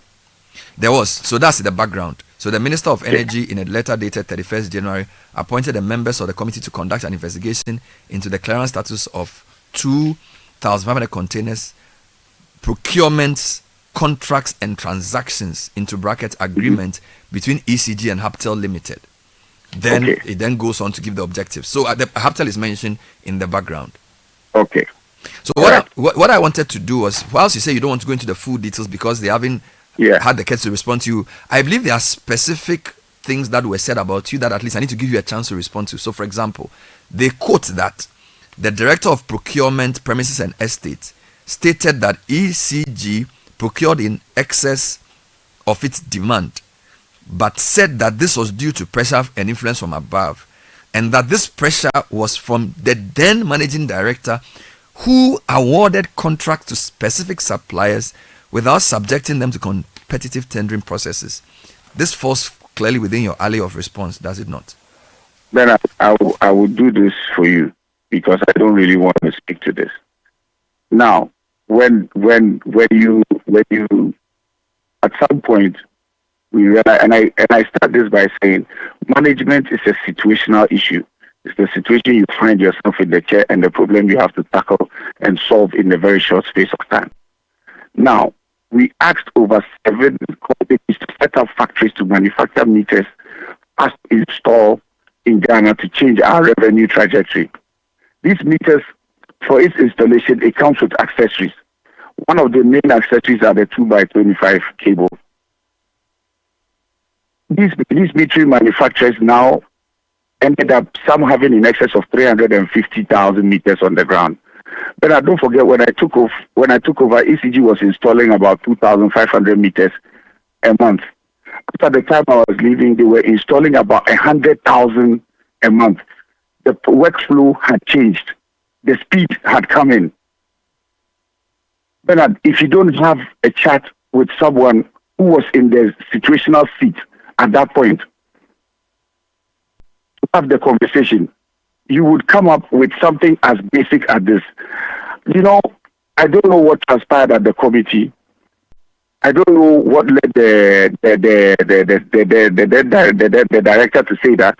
But the question is this: if that director had such an issue, did he ever put it in writing to me that order from above or grievances? There are board minutes pertaining to directors from the board telling us how to achieve this ambitious plan of replacing over 6 million obsolete meters in the system within a short space of time. Ambition, that was the plan.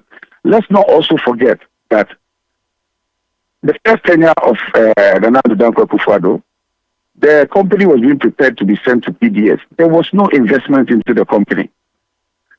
That came to pass. Then PDS failed. ECG took the reins. 2021, there was a managing director. I was a board member. I took over in 2022. In 2022, the board sat down, took policy directives, took the vision, and we started running at the vision with full speed. We gave ourselves some targets that we needed to achieve. All of those were linked. In the life of a utility, is there any such thing as saying that you are over procuring? It has even started raining. Whenever there are atrocities around, everybody is expected to be restored onto the grid as quickly as possible. I would just want to say that, look, I'm giving this as a scenario for us to have at the back of our minds. I don't really want to drill down on the report to give specifics, because I think out of respect, I would rather want to sit with the committee and give them the specifics for us to come out with a comprehensive report. But can you assure me that for the claims made here, are you saying they are not true or that there's an explanation for it? I just want to be clear, because they've made a specific allegation that some are not true and some have a very, very, very good management explanations to them as to why those decisions were taken. For example, the same report says there was no value for money audit, or let's say HAPTEL. There was. And if careful aims had been taken and they had spoken to the, they had spoken to the company secretary, it was the board that instructed the value for money. So the report is there. They would have gotten that report.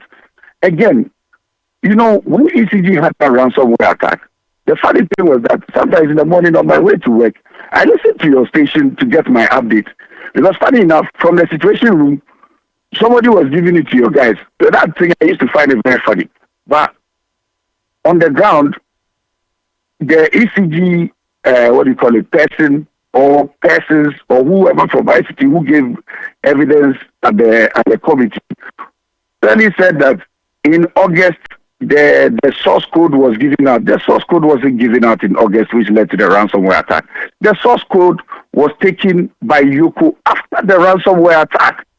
So somebody went in there, gave a skewed position on the matter, and walked out, and that has been tagged.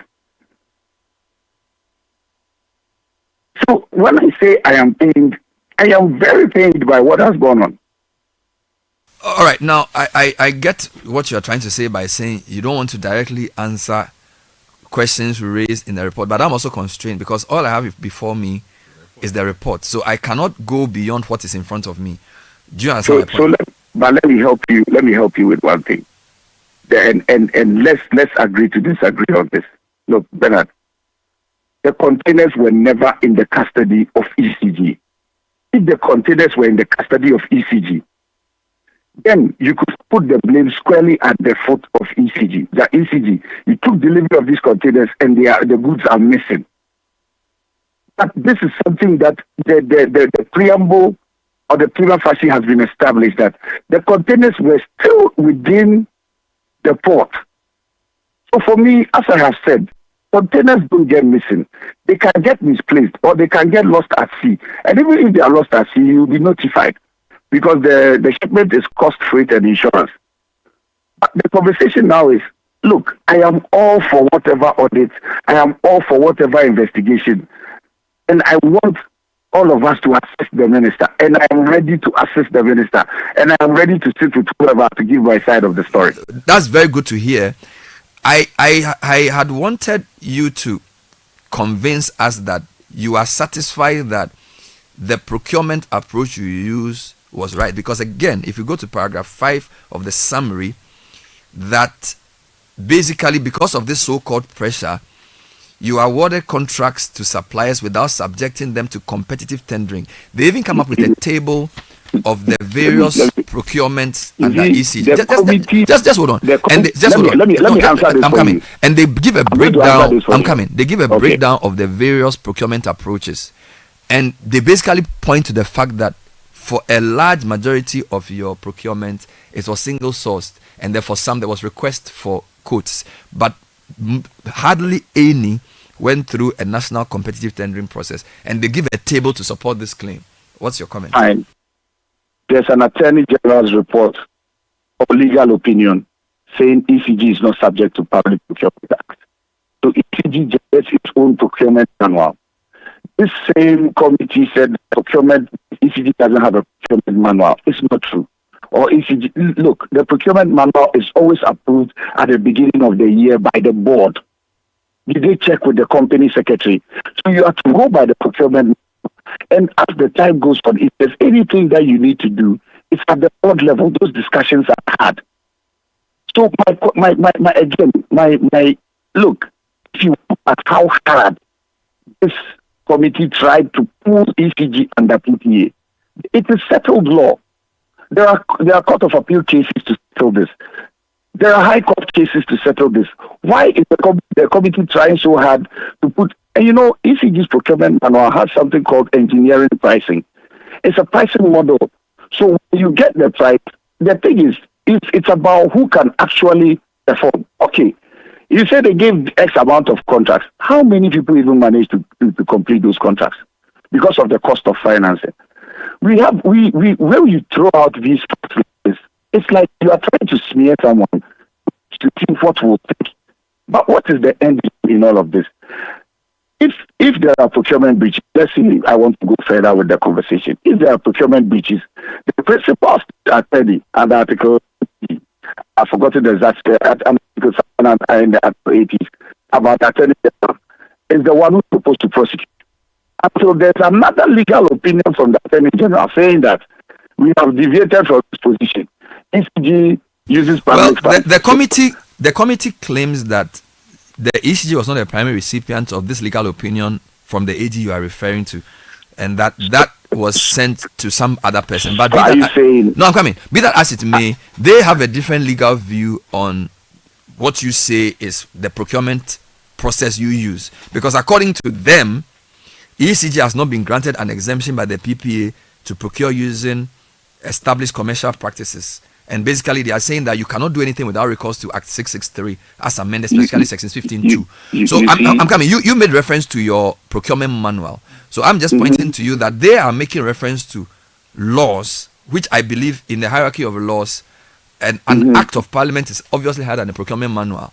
So that if there's any inconsistency, the higher law must win as a non-lawyer. Bernard, right? Bernard, if we are going to talk law here, ECG is a limited liability company. And that the true definition of public funds, if you fall under it, you fall under it. If you don't fall under it, you don't fall under it. Let's not forget, you don't assume a burden that has not been imposed on you. So if that is the committee's position, and that's how the committee wants to go, fine, so be it. Because if we are to go to court today, okay, The mere fact that the opinion was not addressed to ECG, did they check to see whether ECG was copied on the opinion? The mere fact that, that it wasn't. So are you saying that because it is a limited liability company, your operations do not fall under the Public Financial Management Act or the SIGA Act? Because again, when you write to, let me just ask the question, because you've said ECG is a limited liability company, which is true, but we understand that there are statutes like the SIGA Act 2019 Act 990 and the Public Financial Management Act 2016 Act 921, which bring activities of ECG and its board under the overriding supervision of the GOG, because the government of Ghana, even though it's a limited liability company, the government of Ghana is the sole shareholder. So these two acts of parliament bring your activities, both you management and the board, under the overriding supervision of the government of Ghana and its specified agencies, which is why then the argument around your procurement approach is discussed and then fault is found. And I'm pointing that out to you. And I'm also responding by saying, as a limited liability company, we are bound by our procurement manual being as prescribed and approved by the board. If there are any discrepancies, it's when you are subject to using public funds.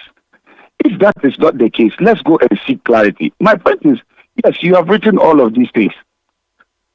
Before you started or after we are done now, are we now going to write to the Attorney General to seek his opinion that ECG doesn't fall within this? And I'm telling you, I was actually sued in court on this same matter. And it was, when I was MD, I was sued at the High Court, and it was clearly stated that the judge was clear on the matter, of which those judgments are there. I find it very, very, very disheartening, again, because if all of this are happening, there must be a holistic conversation. At least listen to me, take what I have, go through it, compare, put it in there. But if you go on the tangent, because listen, Bernard, maybe your company may have shareholders. Do the shareholders take part in the day-to-day running of the company? No.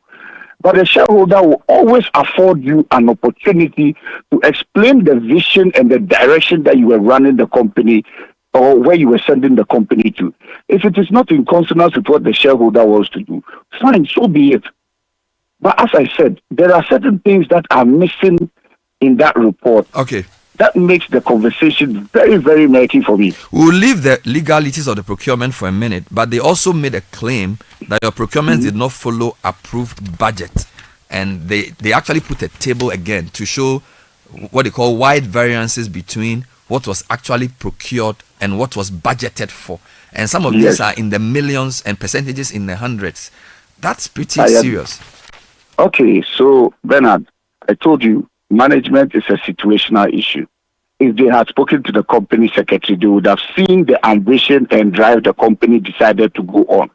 As again, I told you, the company hadn't seen any capital injection, and the realities on the ground were coming at the company very fast and big. Now, at some point, for example, and I would want to be sticking to examples instead of addressing the issues directly. Yes, go ahead. As I said, for example, an area like Chado. Daniels, you ask somebody, oh, you have money. I don't have money, but he's building. They are done. He joined a transformer that was supposed to be for 10 homes. Now it's coming to your notice. If you don't solve the problem, the cost of unsold energy will catch up with you. What do you then do? You sit down. The company decided to embark on an intensification drive because Amasama, Okwase, Oyarefa, Chado, all the new and upcoming areas. For example, in Kumasi, there was a problem. New power plant was moved to Kumasi. You needed to construct a new line from Umaso to Kase. Will you say you will not do it? If you sit with management will show you, or if you sit with the people that were there, they will show you what the issues were when they were sitting down, what issues confronted them, which led them to take certain decisions.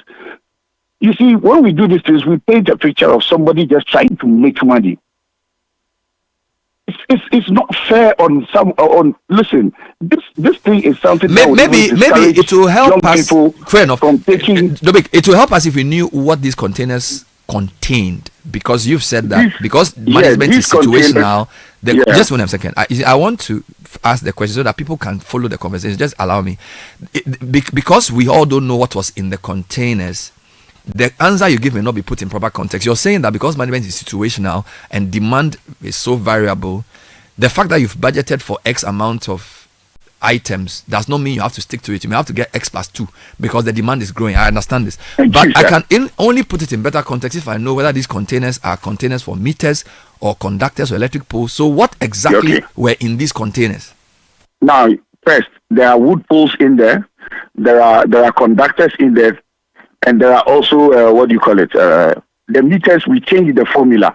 With meters, we said, we are not buying or we are not importing meters anymore. A company through the board came up with a policy that if you want to supply meters to ECG, you must have a factory in Ghana supply so that we can hold you accountable on its warranty. So what we then did was that since all of these people are going to be installing in excess of about 350,000 or 450,000 meters, we must make sure that all these accompanying accessories are available, because one of the agreements we had with the suppliers was that we are not going to delay you based on, based on the fact that we didn't give you the materials that you needed to install these meters. That was a critical conversation that we had with them. So, in all fairness, there were decisions that were taken to make the company better, and it reflected in the company's revenue. So let me understand this. You had to procure a lot of things: meters, conductors, poles, transformers, and cables, and some of it you had to procure beyond what you budgeted for because of the demands of the time. So what was the reason why the containers could not be cleared? Because the report claims that it was a lack of funds that led to the clearing. Because if these things are so needed, how come these things you need so much that you have even over-procured? I answered this earlier. No, hold on. I'm not framing it. How come the thing that you need with so much urgency will spend so much time at the port that it will incur demurrage to the tune of excess? And number two, that your organization's own clearing unit could not clear it, and that they needed to now get a third party to do the clearance. And some of the third parties are even giving money to go ahead to do the clearing. This is all in the report. You see, that is the clarity in the report that is not fair. I didn't sign those contracts with third party people. I don't know much about that side of it, so I can't speak to it. Now, back to the first question. When I took office, we had it was 1 year after coming back from PDS.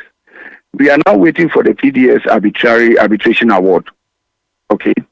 Containers pertaining to PDS were left in the port. Why? If you take delivery of those containers, it will be part of the claim of of PDS in arbitration. Again, when I took office, there were containers stuck at the port belonging to a contract called the LNR contract that was being investigated by Yoko. Those containers were stuck at the port. Yes, you see, all of these things are factually not in the report. Unless they want us to believe that all those containers have been taken out. There are a lot of things that do not add up for me. And yesterday, it came to my knowledge that this by another group, another media house, that Citi took out some containers. Look, Bernard, I am all for the audit. I am all for the forensic audit. Bernard, I never schooled abroad. I am homegrown. I grew up in Fadama, 2 lanes from the chief imam's house. My mother used to teach at Fadama school. I have nowhere to go. I don't have any abode outside this country. I came to serve. I am available to be spoken to. I want to account for my stewardship, because I do believe that I did a great job when I had the opportunity to serve the Republic of Ghana. So, if I get you right, the point around the inconsistency between pressure to import and yet lack of money and urgency in clearing is not necessarily intentional. It's the circumstance of managing a company like ECG. That's number one. Number two, you're saying the issue of third parties being contracted to do the clearing is not something you did or endorsed. So you cannot be blamed for that, even if it may have happened at the time that you were MD. Because from what I'm reading here, that there were contracts given to third parties to do clearing within this period under What was review? the date the contract was signed? Who signed it? At the specific point, does not mention the date. They just said even though the reason given by ECG for not clearing. Would I feel? Why would I not feel slighted? That is probably a witch hunt. Let's be specific. No, but by the way ECG works, can a contract be entered with a third party to clear a good without the MD's knowledge? Yes. So who signed it? Who signed that contract? It is not stated here, but I do know that they mentioned the director of I procurement. left in September. I left in September. October, November, December, January, February. That's when the committee started sitting. Who signed those contracts? Let's leave. The jury is out of that.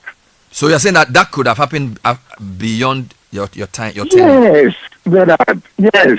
But to be fair, the report has not been. At least I haven't presented the report as a report on Dubik Mahama necessarily. If you read the report carefully, if you read the report, it talks about ECG management. So, and then it also talks about the time. So, some of the issues could have happened. How many people's names were written out? Their names in full. We'll go through the full report. He didn't mention the director of procurement's name full there. He didn't mention any. Which other? Only my name was mentioned fully. Could it not be because you were MD for the longer period within which this whole thing happened? Right? Could this not also be that they want to give the dog a bad name and hang it? Is that what you suspect? Why didn't the committee speak to me? Have you spoken to the minister since this report came out? Yes, I had a word with the minister. And did you point out to him that the committee did not speak to you? And what is his response? He said he is going to try and make sure that is corrected. Yesterday, he said three things. That he's spoken to the AG so that certain aspects of this that require action from the prosecutor side will move. He's spoken to the National Investigating Bureau to do a forensic audit. And then he's spoken to the National Security Secretariat to also help with specific issues around the containers. What's your response to this? Fantastic decision. I applaud it because we all want the truth. Look, the committee didn't do the minister any favors. The committee actually, in my opinion, they failed the minister. So for the minister to take this approach speaks volumes for me. And I believe strongly with this tangent, everything will come out to bear.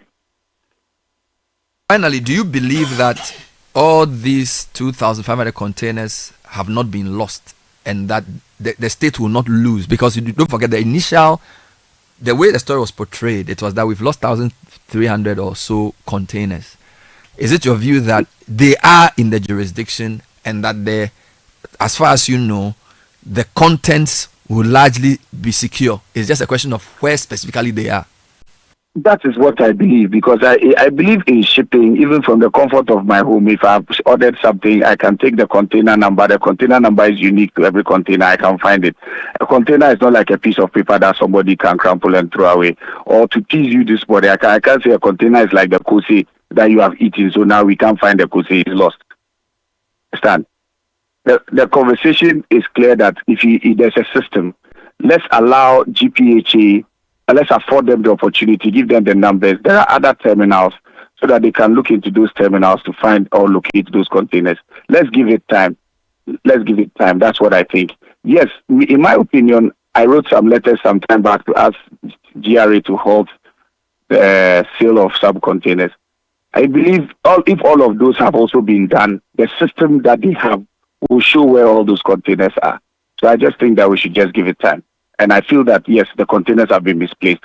I don't think they are missing. And with the right time, as the minister also said in his conclusion, they will come back to the Republic or where the containers are. We'll leave it here for now. Thank you for talking to us, Samuel Dubik Mahama. Okay. Thank you too, my brother. Have a great day. Yes, that was the former MD of ECG, Samuel Dubik Mahama. We've been speaking to him since 7:47. So that's, I don't know, 36 minutes. We need a breather. We need a breather. So Susu's here. I wanted to do a quick announcement. I thought I'd read this already. I haven't. All right, let me read this announcement and then I'll let Susu give me what's trending. Charlie, I saw a video of Trump reading the tariff. It's cool, man. He had a whole list and he was mentioning the country.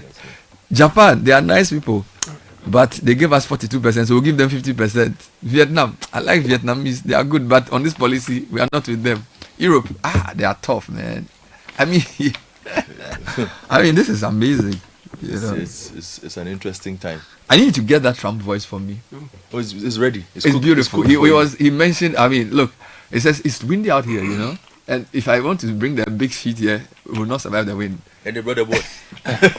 Charlie, it's like headmaster holding his blackboard. There's a Godfred, you've done this. Caleb, you've done this. Sky, you've done this. No. We'll never have a Donald Trump again. Anyway, so let's allow the interview to simmer. Let's do 2 quick announcements. Read your comments on the ECG, and then I'll come to Trump because you want? I want to hear him. I mean, Trump is the man of the moment, really? And it's also John. So while John Mahama is resetting, Mahama is resetting, and Trump is resetting the world, and they are both John. He's resetting it. Well, anyway. So let's do some announcements and let Susu do a segment. So we do a segment at 8:30 today. Okay. Yeah. So don't worry. No problem. Airtime only. As the guys will say, she born only. I hope my boss is not listening. Well, if you're looking for the best value data and voice offers that are tailored to your unique needs at Telecel, we understand everyone has their own preference. That's why we have the unbeatable Made For Me bundles made just for you. The Made For Me bundles are affordable, customized data and voice packages personalized for you. So simply dial *530#, download the Telecel Play app to subscribe to your special Made For Me bundle. Telecel, connecting energies. Sending money to Nigeria, Gambia, Liberia, Sierra Leone, Guinea, and now Kenya, Djibouti, Zambia, and Zimbabwe has never been this easy, convenient, and exciting. Through the Pan-African Payment and Settlement Systems, perhaps you can send and receive money to any of these countries in minutes for business and personal purposes. You need to just visit any of our branches. I'm talking about First Bank Ghana, nationwide with your cash and your money is transferred in no time.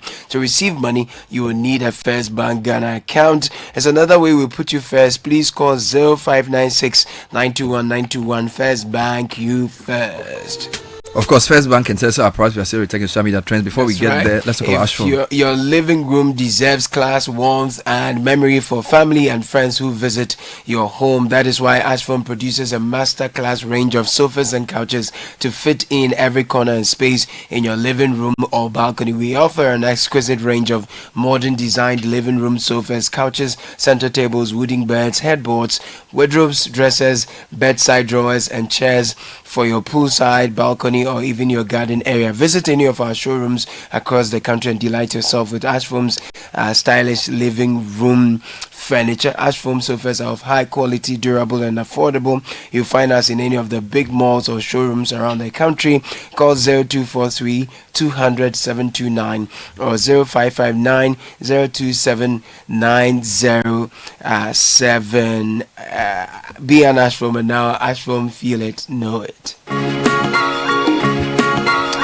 Well, the nature of these interviews means sometimes we have to shift the time. So thank you for your forbearance. Oh, no problem. What is the? It was a very interesting interview. So. Yeah. I don't know if ECG is trending though. I think it's been trending for the past few days, but not today. No, not today. ECG has come down. Today, let me guess. 11 is trending. Of course, and betting tax are trending. Betting tax is trending as but well. the number one trend in Ghana is Iron Boy album. Amachi Dede? No, Black Sheriff. Oh, okay. Sorry. When your age is showing. I haven't been following. Your age is showing. I haven't been following. I've been. Charlie, if you are reading 103-page report, all you have time for Black Sheriff. Charlie, you go on. Let's do. My mom is a fan of Black Sheriff. So she doesn't do morning show. True. So a lot of his songs are in the trend. So Where Them Boys, Dreamer, Eye Open, Summer Obi, Sin City, Top of the Morning, Sacrifice. Look, these are the songs on the album. Yeah, a lot of his. So he's trending. Look, it shows he's one of the biggest artists in Ghana. So when he does something, it makes the news. So he's big. So of course, like you said, E-Levy and betting tax are all trending. I think people feel like the yoke has been removed from them. So they are very excited for these. So I'm told actually it was last night that they had to stop collecting, not tonight. I made a mistake when I said it was tonight. So it's actually 12 midnight. So you're saying that when I send you can send me and test. Send me money. Asking us to test. I we can test. I think it works that. I think it works the other way. It works the other way. No, you sent to us. To test. You sent to us. So people are very excited. So people are saying that some people are saying that their vote was very good, that they voted very well, so they are very happy. So a lot of people are just very excited. It's just, people, I guess people just don't like taxes, especially when they feel like their taxes are not being used properly. It was counterproductive. I mean, especially when we were told that it would stop us from going to the IMF and that kind of stuff. So that levy never should have come. So of course there are some football trends. Again, football last night. Bournemouth are trending because they managed to lose to Ipswich Town. Bournemouth have not won a game since February 15th. I don't know what's happening to that team. Very bad slump. They have they are patchy. Yeah, they are just in a slump. So Beto and Jota are trending. I guess from the Merseyside derby. Liverpool did one on Everton. Yes, with a horrible referee. Beto should have sealed that game. A very horrible referee who gave Darwin Núñez a yellow card for a horrible foul the keeper committed on him. But I have to say, the thing he did that bothered me the most was the Tarkowski challenge. That was a very bad challenge. The referee was just incompetent. Yeah, that's a red card. It's amazing how some of these English referees are. What bothers me the most about the whole refereeing discussion, I don't want to kind of pick on them, but there's VAR. I don't understand. That's what they have a second chance. So what is your problem? So it's just it's a bit much. This is what will let me stop watching football. Honestly. Oh, that one, everyone says it, but it never happens. Charlie, I'm sure there are things your father used to do when he was my age. He has stopped now. Oh, that one is true. One day we'll stop. We'll just go and watch Formula 1. So let me get to tech news now. So Italian police are increasing security around Tesla dealerships after 17 cars were destroyed in a fire. So it looks like the Tesla terrorism is going international. People are deliberately setting the cars on fire? Yeah, people are really, Wow. And the TikTok bidders are lining up. The deadline is April 5th, as Trump has said, for TikTok to be sold to an American owner. So plenty people are lining up, and the bidding is going to be very intense because, like we've said before, TikTok has 170 million American users, which is over 50% of their population. Serious? So everybody wants a piece of the action. So it's very interesting to see how that plays out. All right. But I'm seeing the umpires in the trends this morning. I think from yesterday's interview, yesterday, Musa Dankwa's report, so two things about umpiring. A lot of people were happy with his work during the election, but people still agree with Muhammad that he should go. I found that interesting, actually. Yeah, and I think that you can have that. I think the point is people believe the president has the right to choose his IGP. Yeah. That doesn't mean the IGP was a bad IGP. So I think that's the conclusion from that. There was also the meeting with former IGPs and he wasn't there, so people were asking where he was. But I'm sure he's probably out of the country. His immediate past. Taking some time. Maybe he needed older wisdom. Yeah, perhaps. The current IGP met all old IGPs. I didn't know there's so many of them still alive. I didn't know either. About 6 or so. Yeah.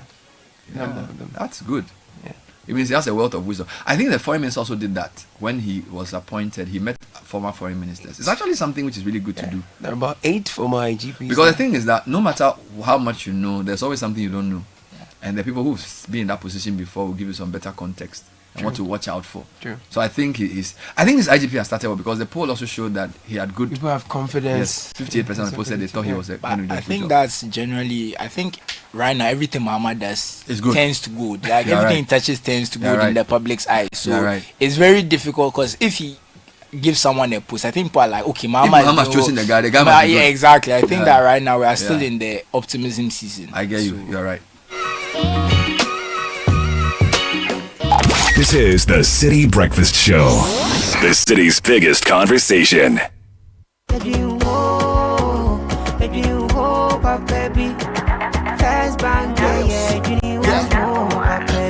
looking for a bank to rely on? Let me give you a shoulder to lie on. Who do we seek out to bank baby? No lie, only one place where I get my eye on. Make I introduce you all to First Bank, the best services in the world, first rank. Customer service, everything is well planned. I make music, I travel, I sell land, they be my reserve tank. Cause every time I know my money's safe, Universal Banking ain't in me here on the date. I'm a busy person, me no need time to wait. Now I got to Spain, even when I'm in the States. My me blue shirt, they tell me office a chilly, but who cares? Cause I bank with the best, I'm lucky, I'm too blessed. When it comes to First Bank, it's too west, everything is you first. Nobody feed do, I'm like us, First Bank we treat you first, Think about you first. You first. First Bank. On Tinti, Mammy Fufu 20 Ghana. Me Pefufu and Quine. Sisia, send your Ghana Conidia, your bonus 010. Meme one nuni. Telecel dear, yenim so behind in your pay. And nothing I made for me bundle. Your data and call packages are F4. Nyayama wonkwa. Made for me bundles. Send you we need your home. But *530 hash. Not top made for me bundles. Says Sia. Telecel. Connecting energies. Join the conversation on the City Breakfast Show on Facebook at facebook.com/City97.3, Twitter at twitter.com/City973, and Instagram at instagram.com/City973 with the hashtag CityCBS.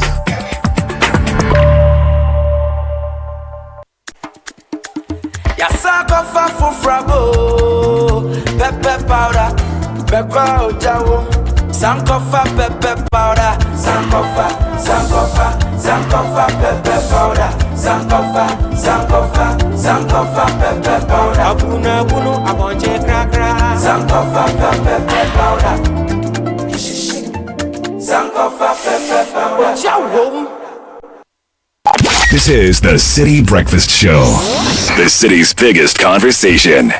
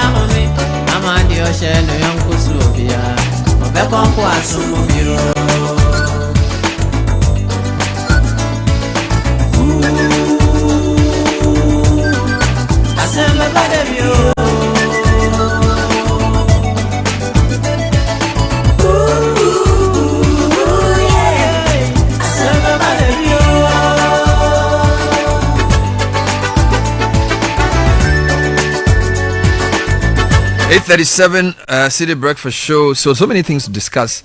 ECG MD, former MD interview. A few quick comments on that before we continue with our. Yes, please. BB from North Kaneshi says, why is the former ECG boss in a hurry to speak? He should take his time. He and his bosses will surely be called to answer questions. It's a very serious matter. How do you procure about 8.2 billion and you were supposed to procure 1.3 billion even at a time when you couldn't raise money to clear huge quantities you procured the following year? Massa, it's a very serious matter. He shouldn't make Ghanaians angry. You say. Gary from Lakeside, Bernard, the former MD of ECG is confusing me. If the board decided to undertake an aggressive drive, how come these didn't feature in their budgets? Ghanaians aren't ignorant, Gary says. Foley from Boteman says, okay, so Nana says, good morning team. It's sad how it has become easy, to misappropriate state funds, you say, and I think everyone, including the media, is helping. You say, L from Kofodia, good morning CBS. From all these findings about procurement breaches and other forms of fraudulent activities in government institutions or agencies, my main question is, do auditors check their books? If they do, didn't they have or know all these scandalous stuff? Some of these things we hear, yet some people come out to defend. Ghana is indeed a crime scene, you say. Enoch says, is Muhammad Dubik saying that the procurement director did not know all the information he's speaking to, or the board decisions were only left with the company secretary alone and it does not flow downstream? Bernard, I appreciate his concerns of not being consulted, but to say beyond him as MD, no one else has the information is worrying, and that reeks of bad management. Let's stop skirting around the issues. Nibi from Uyaifa says, good morning, City. Please, what is the size of one container, as in the ECG container saga? You want to know. Prof from Tema says, Okay. So Jones are the boy from La. So is he saying that because they are a limited liability company, he can? Okay, fine. Godwin Eric from Atadeka says the MD in one way or the other stands by the truth he's speaking of, and the previous government must and its minister for energy should be held accountable for the loss of these containers, you say. Otuo Abekan says, hey, Mr. Dubik, what do you take Ghanaians for? He should calm down. His day will come, so he gets to explain. You say. Okay, those are some comments. I don't think we've seen the end of this. I think the minister has said he's going to get a forensic audit to be done. He's also going to speak to the AG, and then he's going to speak to national security. So I can say watch this space, right? Watch this space, but quick points for me on this matter. And they are points that are old points from me on state institutions and how they run. Weak oversight, clarity of process. Thank you. And I'll start with clarity of process and procedures, or whichever way you tend to put it, because every time I talk about it, people don't understand. I always say, in a state institution, what is clear must be clear to Bernard. It must be clear to Susu. It must be clear to Caleb. It must be clear to me. We seem to have created state institutions where there is always room to interpret process differently. So Bernard's understanding of process is different, of one process in the same institution is different. His deputy's interpretation of that same process is different. Susu, as company secretary's interpretation is different. Then Caleb and I, who are the lay workers, our interpretation of that process is also different. That's the issue, eh? And it's a big problem. And it leads to so many gray areas in the operations of our state institutions, which is why they are inefficient. Yeah. Which also creates the room for some of these crimes that we are seeing. You get me? Yeah. Which is why when I always make the call for, let there be clarity of process. This is what we are talking about. So here's the situation. I'm listening to the ex-MD talk about how the company is supposed to operate when it comes to procurement. He says there's a legal opinion. Yes. The committee are not novices. They're also a committee of experts. Are also saying, actually, no, this is how you are supposed to procure. Yep. The board of the company at the time, what was their knowledge of how the company procures? Good point. So he says, I refer to my manual. Yes. Our procurement manual says ABCD. The Office of the Attorney General has a different opinion. The committee holds a different opinion. He says the Office of the Attorney General's letter seems to corroborate their approach.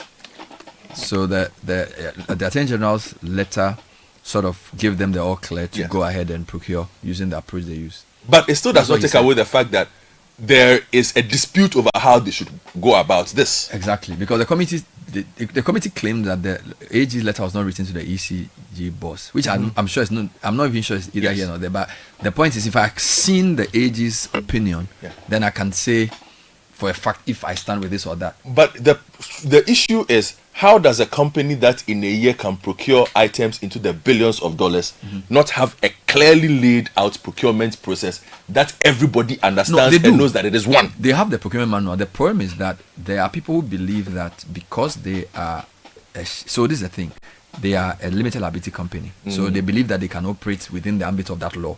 But there are people who say because you are solely owned by government, you must work under the Public Financial Management Act as well as the SIGA Act, which then brings your procurement into the PPA. And I'm saying, why does that gap exist? He's saying that there are court cases, in his view, that settle the matter. But clearly, the committee doesn't see it that way. Yes, and clearly, that gap is being exploited. That's why lawyers exist. No, I'm saying, but clearly, that gap is being exploited. And we'll find this in a lot of other state institutions. It's true. And you see, so they need to plug those gaps. Then there is the weak oversight I always talk about. Okay, from board, from ministry, from whichever supervising agency that exists. This whole saga of the missing containers. Everybody's shaking responsibility. Over procured, but slowly cleared. That contradiction. This one says, hey, was it me? Now they are saying Ghana Ports and Harbors Authority. Ask them questions. It's true. Yeah. They have to answer questions. They have to probably even do their own investigations and then share the report with their minister. That's a very important point. So we need to sort out the weak oversight. We need to sort out the clarity of process. Now, my final point on this whole case is, in the end, a lot more people must be named. Yeah. This is not an operation of 11 people or 14 people or 15 people.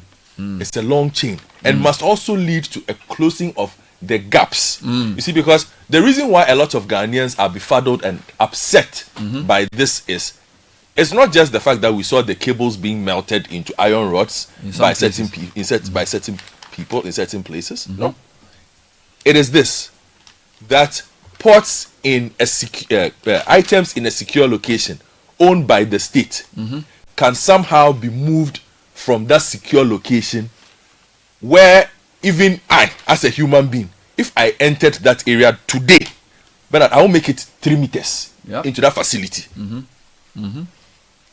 I will be fished out immediately if my clearances and whatever are out of order. I'll be found immediately. So how is it that even one container, it should be difficult to do? Okay, how much more the hundreds and the thousands that we are told are missing, including those that found their way to Punlok or Puntak Aluminium Smelting Company and whatnot. And also brings something to the fore, Bernard. You see, we underestimate something. When we talk about scraps and the people they sell to and why we need to regulate better, do you think that if we had better regulation of smelters, of who they buy from, of identifying the materials, good point. We would not have recognized and realized that Punlok or Puntak or whatever the name is was smelting illegal cables that it had bought into iron rods. Cables that it had bought illegally. So I ask the question: if I go to the smelter and the scrap buyer who is behind us here, who is checking what he or she is buying and smelting? Who checks? Because it did not have to take a national security operation to go and find these iron rods. If somebody were doing their job, they would know that these iron rods came from a certain aluminium stock. You should be able to identify and track it. What grade of aluminium is this? Where did it come from? Punlok has put out 1,000 tons of aluminium. How much aluminium or how did it purchase from its people to create this? Weak oversight. But everywhere. If you keep going like this, you hear now they'll set up a national smelting authority. We beg them. Ghana, they are creating new. So as you keep talking about nobody oversighting the smelting area, then they'll come with the bill. But here's National Smelting Authority bill. Then they have a company. But you see why our problems are interlinked. Yes. So sometimes we tend to separate the issues and think that they are not related. Everything is related. So if oversight was generally good everywhere, we will not have this problem. If there was clarity of process on these things, we will not have these problems because everybody knows what to do. Those are the things we need our institutions to improve. The outcomes of these hearings and this committee must be a strengthening of these institutions, and it must not just be ECG. ECG is popular because there's a lot of money that runs through ECG. And we feel the operations. And we feel the operations in our lives daily. But we feel the operations of others in our lives daily too. And so it must be reflected in Ghana Water. It must reflect, those changes that are being made must reflect in VALCO, reflect in whichever other state entity that exists that makes all these absurd losses every year when we go through the state enterprises report. And the funny thing, beyond this missing containers, ECG actually had lots of losses because there was also a Pricewaterhouse report, which showed massive losses of over 30-something billion, which we haven't even finished getting to the bottom of. So it's a I don't know if they can use this committee to expand the scope to really recommend some far-reaching reform in ECG and the way it's run. So, because I think beyond just the management, there's a whole culture there. I want to say something small about ECG. Yeah. At the very least, if the government and the public institutions that paid their arrears, I think we can be more fair to ECG. Because I'm not saying that will fix everything, but I just want to point out we came recently. The airport hasn't paid. This person hasn't paid. Come on. How is it fair to ECG? That's funny that this MD tried to actually collect that money. Maybe that's why he's saying that they are singling him out. Maybe he feels that he was trying. But it's a new government. I really don't know. To be fair, look, we can only work with what's on the paper. Yeah. And I think, of course, they should have spoken to him, and he's entitled to a response. But I am interested to see what the forensic audit will bring, because then that gives us more details around who signed what, because it's like a general report on the state of play. It hasn't drilled down and get into specifics of on a specific day this guy did this at this amount and it was wrong and therefore he frauded this or that. So that will give us another layer. So we'll see how it goes. I just hope that it doesn't get to become political football. As usual. NDC has come to power, so MPP people are being prosecuted. I think we shouldn't get there. Let's get to the bottom, because we all know ECG's problems have been there for a long time and they have to be addressed. Now I wanted to move to something quickly. So because we talk a lot about roads, I wanted to do a quick detour to roads. Yes, because the minister says some people should go. Yes, I want to clear. In the newspaper review, the GNA story wasn't very clear, so I went to the Ghanaian Times story as well. But I actually have the audio, so I'm going to retrieve it and I'm going to air. The minister was so the Tema to Dowenya and then Tema to Afenya roads are notorious. Yes. The problem is that the contractor is working at a very slow pace. Now the road suffered from the DDEP. Now the minister has gone there with 2 new contractors and is asking the new contractors to do like road repairs to ease traffic, because there are portions of the Dowenya road that, like for example, Titi Brothers, if you are coming, there's senseless traffic. The traffic doesn't make sense because there's a part of the road that is just bad. And there's a lot of vehicles that use that part when they are coming and when they are going. So he's ordered some temporary works while a long-term solution is sought for money. He's done the same. Again, if you go to the Afenya road, the part of the Afenya road that causes a lot of traffic is between the Ashama roundabout and then the 22. But the contractors are at a different part. So I'm going to get that audio for you shortly. So that's coming up. But I wanted to hear Trump small. I just want to hear. Just give me 5 minutes of Trump. Oh, 5 minutes? No, 3 minutes. 2 minutes. No, 4 minutes. 2 minutes. I just want to hear. I want to hear. You want to hear him? Yeah, I want to hear him. Go ahead. If you look at that, China, first row, China, 67%. That's tariffs charged to the USA, including currency manipulation and trade barriers. So 67%, I think you can, for the most part, see it. Those with good eyes, with bad eyes. We didn't want to bring, it's very windy out here. We didn't want to bring out the big charts because it had no chance of standing. Fortunately, we came armed with a little smaller chart. So it's 67%, so we're going to be charging a discounted reciprocal tariff of 34%. I think, in other words, they charge us, we charge them less. So how can anybody be upset? They will be, because we never charge anybody anything, but now we're going to charge. European Union, they're very tough, very, very tough traders. You think of European Union, very friendly. They rip us off. It's so sad to see. It's so pathetic.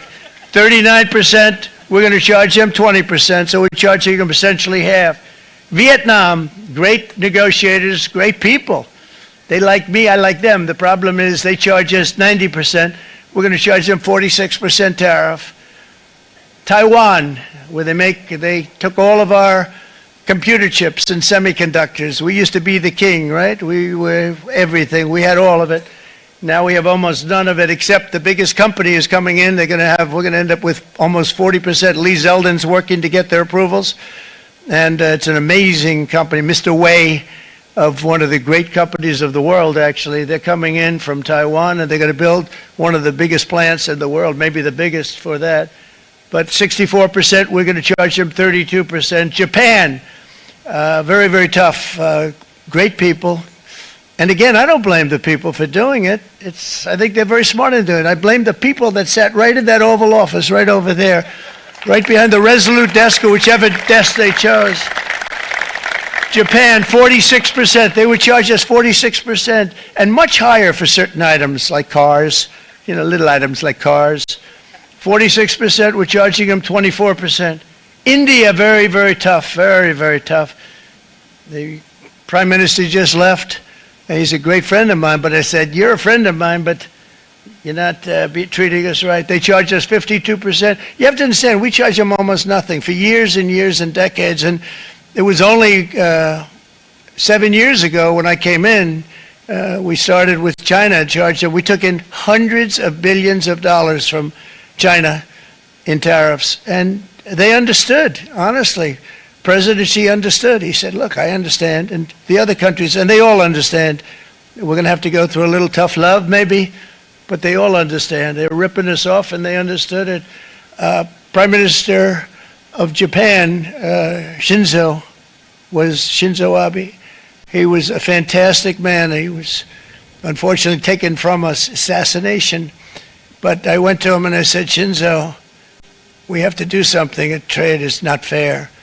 And he said, I know that. And he was a great gentleman. He was a fantastic man, but he understood immediately what I was talking about. I said, Shinzo, we have to do something. He said, I know that. And we worked out a deal, and it would have been a much better deal, but frankly, there were many years left on the deal that was made previous to my getting there, but it was something. If you look at Switzerland, 61% to 31%. Indonesia, Malaysia, Cambodia. Oh, look at Cambodia, 97%. We're going to bring it down to 49. They made a fortune with the United States of America. United Kingdom, 10%, and we'll go 10%. So we'll do the same thing. South Africa, 60%, 30%, and they've got some bad things going on in South Africa. You know, we're paying them billions of dollars, and we cut the funding because a lot of bad things are happening in South Africa. The fake news ought to be looking at it. They don't want to report it.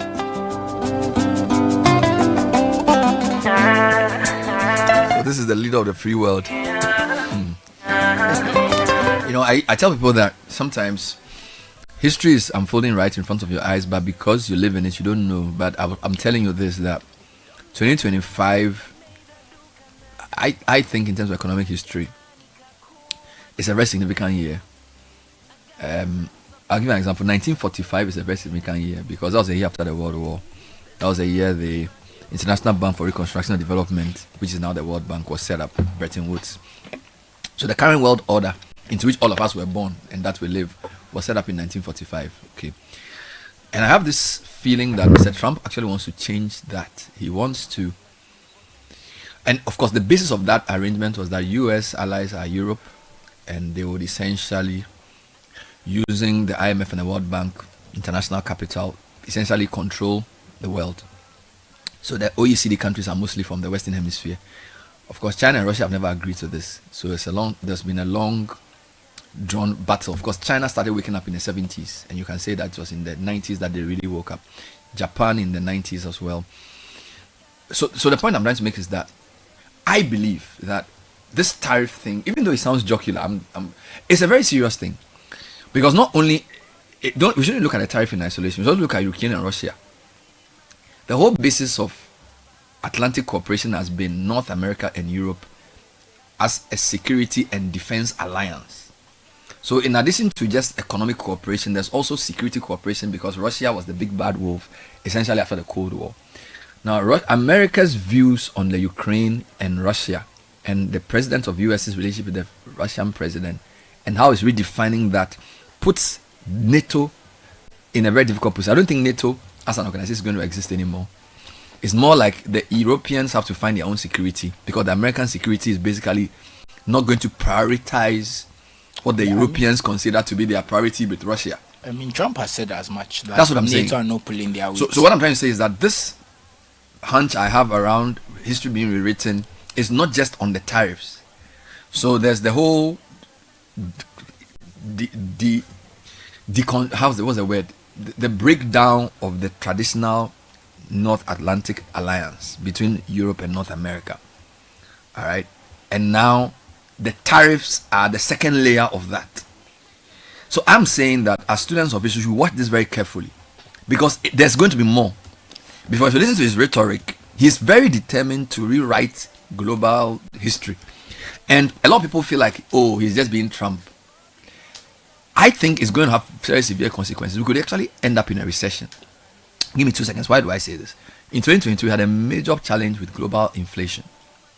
And once inflation in the US rises, everywhere else suffers. So all of us suffered inflation. Indeed, e-levy and COVID and e-levy and all the issues we are having in Kenofriata's economy, you can say partly was because of inflation. All right, because one of the main issues which we imported. Now, I believe that tariffs can also lead to inflation, because if there's a global trade war, which I believe there will, the Chinese want to retaliate, the Europeans want to retaliate. What essentially that means is that inputs for manufacturing of everything will be more expensive. Now, once inputs are expensive, prices go up. So whereas in the first inflation cycle, it was caused by Janet Yellen's decision to cut rates, and that led to capital flight from within our countries. What's going to happen now is a tariff-induced inflation. Now, when you have inflation that is not accompanied by economic growth, you have stagnation. So my argument is that the world is stumbling into another financial crisis, economic crisis, because now nobody can speak to Trump. So we actually are in a difficult position. So even we sitting in Ghana here who say we're happy with our 2000s budget, we have to be very careful. Already he's put the plugs on USAID. Thankfully, IMF is not directly under US. So there's an arrangement where the IMF and World Bank, you can say the dominant players are still US and Europe, but it's not like the USAID. So he cannot cancel what do you call it, World Bank with an executive order. But when I look at his mindset and where he's going, if he had the chance, he would do it. And that could even scatter our own economic development. So let's talk about Ghana issues. The truth is that one action of Trump can change everything in Ghana. I mean, a whole government in Ghana blamed Russia-Ukraine war for 2 years for its economic crisis. Do you understand? And until then, no people in Ghana have never heard of Ukraine, except for Shevchenko, the footballer.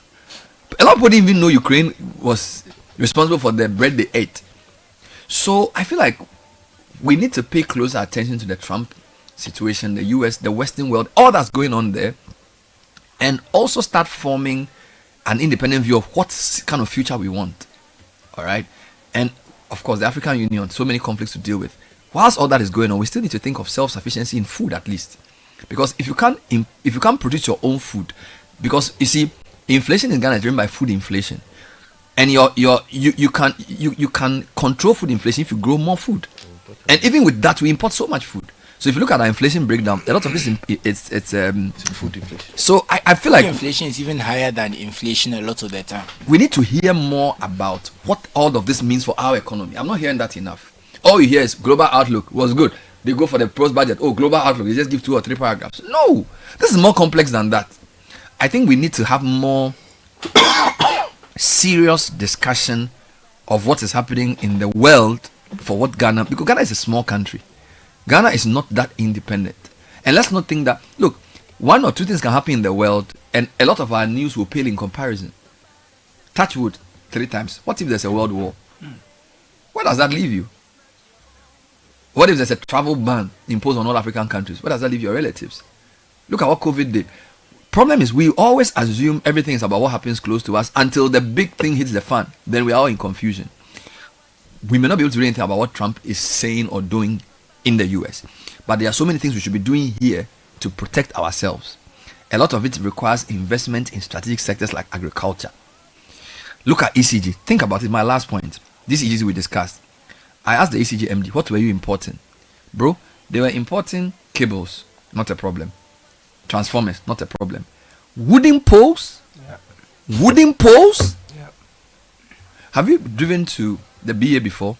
Yes, conductors. Teak trees are used for wooden poles. We have massive teak plantations in Ghana, from the Oti region, the Bono region, the Ashanti region. Why on earth are we importing wooden poles for electric poles?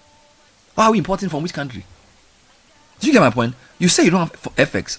You drive to the north, there's vast amounts of land lying empty. Why isn't somebody in government saying, let's do teak plantations? Because the tree you use for electric pole is teak.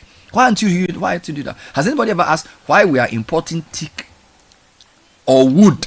Bernard, let's not even talk about teak plantation. Why aren't they doing solar farms in some of these places we are not doing anything with? Good. That's another good use, because we can say that we have an energy supply issues. Let's do some solar farms and fix some of our issues, because the sun will never run out. By the time the sun runs out, we'll be long dead. They say the technology for solar is initially expensive. Look, there are many companies that do imports of solar. But a lot of the countries that you import solar from, they also have programs that can help you to learn the technology. Okay. I believe that the technology of having our own solar is, as you said, very critical, because our energy security, we are not secure energy-wise. You know why?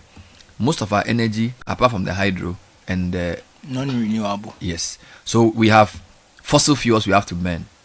The US dollar is always a problem. As I talk to you, Mozambicans cannot import fuel or bread because the US dollar is scarce. So Trump can make a decision in US today. You may not have money to import finished product. As we sit here today, we do have oil fields that we produce crude. But we don't refine it. That's my point. So the priorities for a country that wants to be resilient is to say, okay, in 5 years' time, not only Central, which is owned by the Chinese, Tor must also work. Because if Tor works, even if you still import some finished product, you will have a semblance of stability with processing some of your crude, so that if there's even some challenge of conflict, you can still have finished product. A day is coming, you will not be able to even drive to work.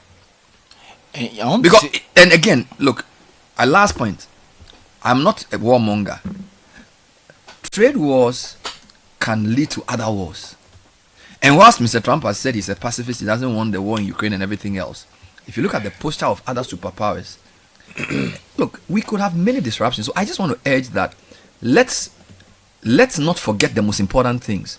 Food self-sufficiency, energy security. These are critical. Food, if people can eat and move, a country can work. If people don't have food to eat, the only thing they have to eat is the leaders. So I don't want the government to take its mind and say, oh, the US, they are doing what is in Trump. We shouldn't laugh. He can take 2 decisions. You study this. He can take 2 decisions. And in a month's time, you will not have fuel to import. Let's be very careful. Look at the way he spoke about South Africa. Oh, the way they are doing some bad things there. Yes, we are raising tariffs. His briefing on Africa is very poor. So his briefing on Africa is not poor. It's led by Elon Musk. It's his language and choice of words in reference to what he wants to talk about sometimes that needs work. But that is how he prefers to talk. But you don't think it's because of it? No, his briefing, his worldview on the place. Yes, I'm saying you're saying his briefing is poor. But his briefing is not poor. Are you sure? I think his briefing is poor, especially on South Africa. No, his briefing is not poor. We are not faulting. We are not. His briefing is not poor. I'm not faulting the quality of the bureaucracy in the US, but the nature of the man, will he allow himself to be briefed? Yeah, which is why I'm saying. So you see, if the man will not listen, it's not about. We are not saying that US foreign policy or US intellectuals in the capital or wherever they are, the foreign ministry, do not know what the issues are in Africa. Look at what he did with USAID. USAID, as far as American elite is concerned, is not just providing relief, but for them, it's also part of their influence, soft power, even intelligence gathering. Yeah. If his briefing on Africa was not that poor, why will he just pull the plugs on USAID in a week? Do you know the damage even it causes to America's own interest? So I'm saying that his briefing is poor. No, because you see, I want to say something quickly. I think that the South Africa thing, especially, there's what Elon Musk has also been pushing about South Africa, which is influencing him, which is why I'll say is poor, because he's repeating Elon Musk's talking points, and Elon Musk too has a certain agenda about South Africa. He's also trying to push. That's why I say I think for the rest of Africa it's fine because he's not listening to Elon Musk, but South Africa especially, I think there's a conflict. Do we even know who is talking to Trump about Africa? Because if you listen to the things he said about the continent in the past, it's quite clear that he doesn't care much about the continent, and that the people around him don't have that much interest. Which may be a good thing, because sometimes when somebody has interest in you, he may have bad intentions for you. But my point is that we have certain things we control. I'm not even here to talk about who talks to Trump or what. I am saying that as a country, there are certain things you must prioritize. We did back to your village. We need to become food self-sufficient. We need to have alternatives. I was talking about Mozambique today. They can't eat bread because they don't have dollar. Why can't they find an alternative to the flour they import from Ukraine and use it in their bread and change the taste of their people so that they can survive and eat that bread? Because if your people don't have food to eat and they don't have fuel to move, they can't do anything. And African leaders have always subjected their priority to another country. So president is elected, first week, take an inventory of the people who go and visit Mahama when he wins. How many of them are the people who produce food in Ghana for us to eat? All kinds of interest. Of course, he's a president, he must meet them. Those countries want to secure their interest. But the question is that he has a primary responsibility to us first. Go back to the news and watch. The first week he was appointed, every day somebody is in his office. What are they pushing? Who is pushing our agenda for food self-sufficiency? Who is pushing our agenda for fuel sufficiency? Who is pushing our agenda for better education for our children? Who is pushing that agenda? And why isn't the media pushing that? What I'm trying to say is that a lot of times you can get distracted by the politics of, Apenyumakin has said this, person has said that, and all those things. But trust me, if a government is clear in what it wants to achieve and is focused, it can do a lot. Even in very small, weak countries, if a government is determined to protect its people, to secure their future and to feed them, it will do what it has to do. I don't think we've made the main thing yet. And you see, this government is still in the honeymoon stage. This is the best time to point out to them what they need to do. Because in a 2 years' time, when people are scrambling to replace the man, there'll be no reason. I think from 2023 in Ghana, there was no real thinking. It was more election 2024. Right? We are just in January. I'm praying that beyond the rhetoric, our leaders are actually taking a cue from what's happening in the US. I am worried. You don't seem that much worried. Godfrey, I actually want to hear what you were say about the briefing. If you let them talk about it. No, I want to hear what you wanted to say about the briefing because I disagreed on the South Africa point. I wanted to hear his counterpoint. Yeah. Not like, and I just wanted to hear his thoughts on it. No, I'm just saying that the briefing will be given. It's just what he wants to do that is different. Okay. So you can have information. What you do with the information is up to you. Especially if you're the one who makes the decision, who has power. Mm-hmm. You understand? Mm-hmm. And also determines what matters to him. Mm-hmm. I think basically the question has always been, what is Trump's ultimate objective? Isn't it? Yes. What did he say? Make America great again. Mm-hmm. That is his in his mind, he will do whatever it takes to make America great again. So sometimes I think he gets underestimated by the choice of words he uses. Yesterday was called Liberation Day. That's what you see. That's the thing. Yeah. It was yesterday's the official tag yesterday was Liberation Day for what the exercise he carried out. Mm-hmm. He spoke about the looming victory. It's a word that is very, very, very much used in Trump speeches. The victory of America. You understand? So if you talk about interest, what our interests are, what should the interests of other African countries be?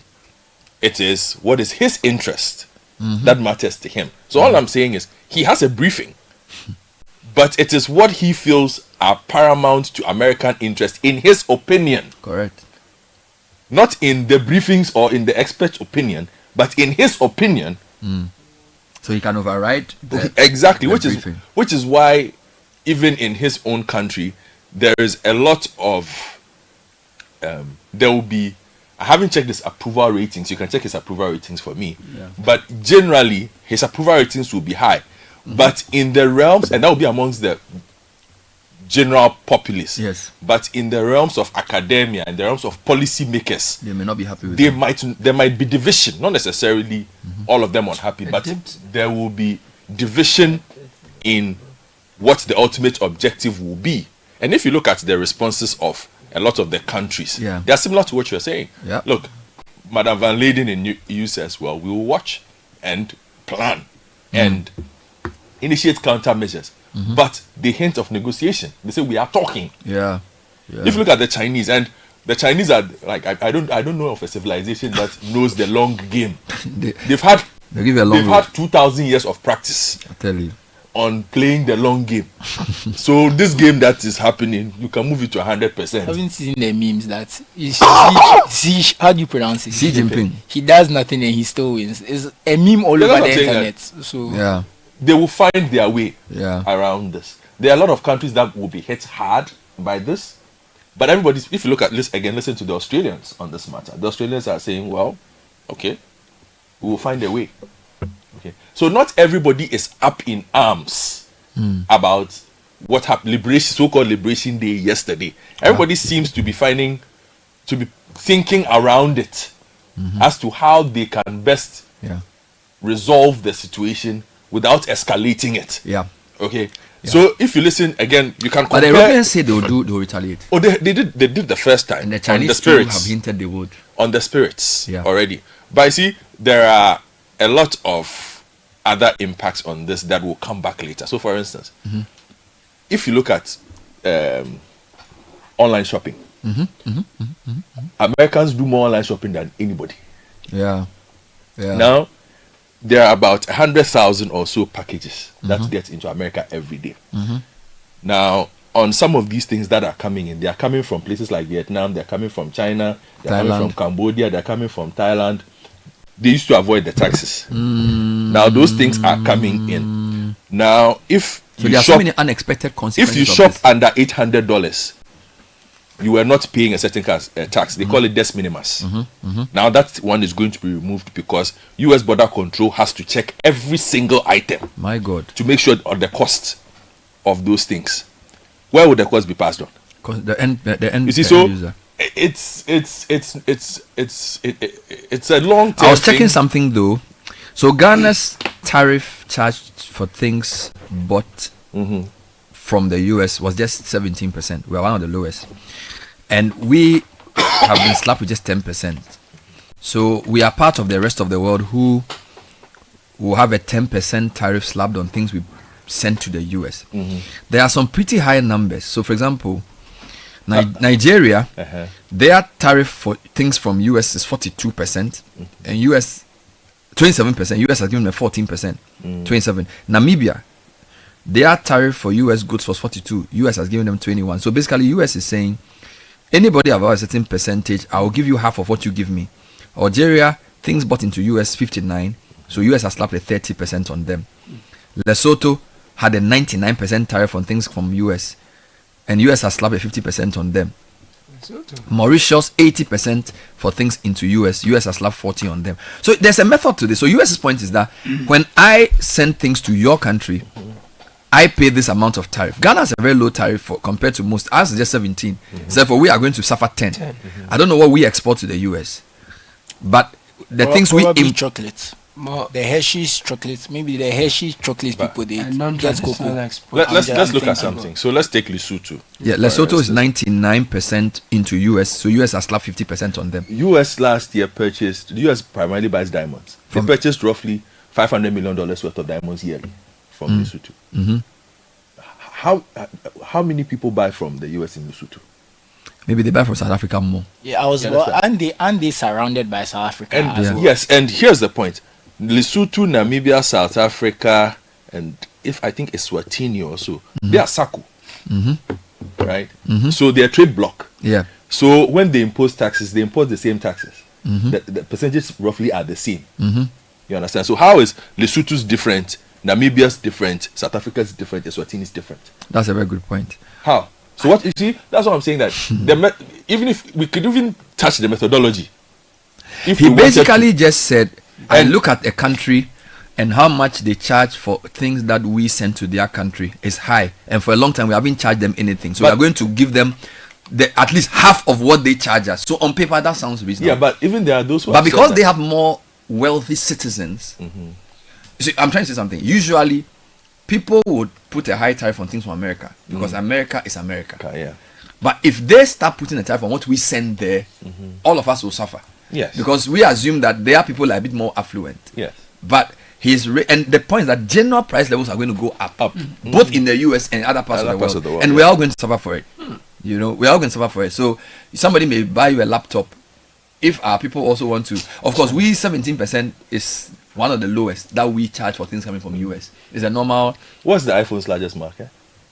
In terms of maker or Check buyer? for me, in terms of buying. You know where they make iPhones? China. Yeah, made in China, yes. And they'll be shipped where? To that market. That's why you are saying they are negotiating. You know, some of these things may not be on everything.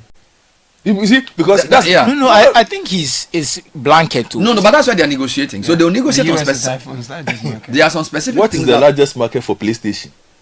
It's probably the US.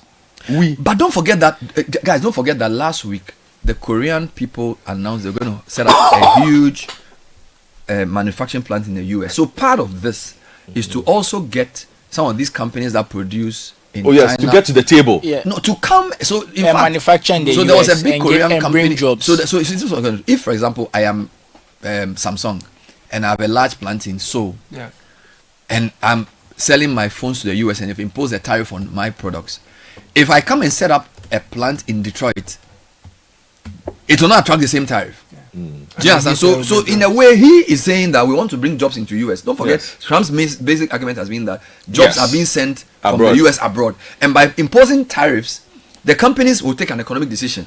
If US will give me a good place to set up business, even though labor costs may be high, I will still be able to manufacture at competitive cost in that country because I won't pay the tariff. And by so doing so, I've brought X percent of jobs. So he's playing his politics with his. Yeah, but that's what I'm saying. That bottom line, in the end, he's looking out for his own, as underlined by his campaign promise of making America great again. The process of making America great again, it's an interesting one. It's the journey that we are currently on. But I take the points that you make largely. Everybody should be thinking about how, especially in our very unique situation, how we don't become overly reliant on someone else, on other countries for some of the things that we need. Look, when Burkina Faso said they were doing cereals, they placed a ban on cereals. We had to send somebody there to go and talk to Burkina Faso. The president had to tell his man Bevlolate to go and with a black to go and have a conversation in Burkina Faso. Meanwhile, we had 5 this years your cereal ban. of It's a problem. 5 years of planting for food and jobs, and yet, if Burkina Faso said they won't give us cereals, half of the people will be hungry. So we need to drill down, and I think the media needs to do a lot more, because when somebody says I've spent X amount of money on a thing, but the planting for food and jobs, what have we not said? No, I know. I'm saying that there's be more, like, for example, writing. Okay, so for example, if some people will come and do a proper analysis of 5 years of PFJ and whether how it has affected the price of grains and availability of grains using official statistics, and you do have some point, so that we can have a more informed argument about whether it was successful or not, beyond NDC saying it was somewhere, MPB saying it was good. No, but Bernard, on some of the things, and I am confidently saying this in the absence even of established data in front of me as we speak now, although there is data for it. PFJ was a horrible failure. On the face of it. Bernard, which glut have we had on which what? True. Livestock? On what? On which crop? The major ones they mentioned, I think there was just one or two. There was a time that maize prices were a bit lower. I think there was a particular for period. the amount of money sunk into PFJ. Yeah. If it works, you see some of the things, when the outcomes are real, you don't need data. Yeah. You will feel it immediately. Yeah. Yeah. You see, so for the amount of money sunk into what was a so-called flagship project like PFJ, we can easily say it's a failure. 1D1F. Oh my God. Oh, Aloski. For the amount of money sunk into 1D1F, and where this country is, where we are talking 24-hour economy, one village, one. I mean, we don't need any data to tell us that industrialization agenda failed. But you see, the reason I caution is that it's also political. So there needs to be a more objective review. So, for example, if I'm the Agric Minister today, it's easy for me to say PFJ failed, but it's better for me to say, okay, let's set up a committee.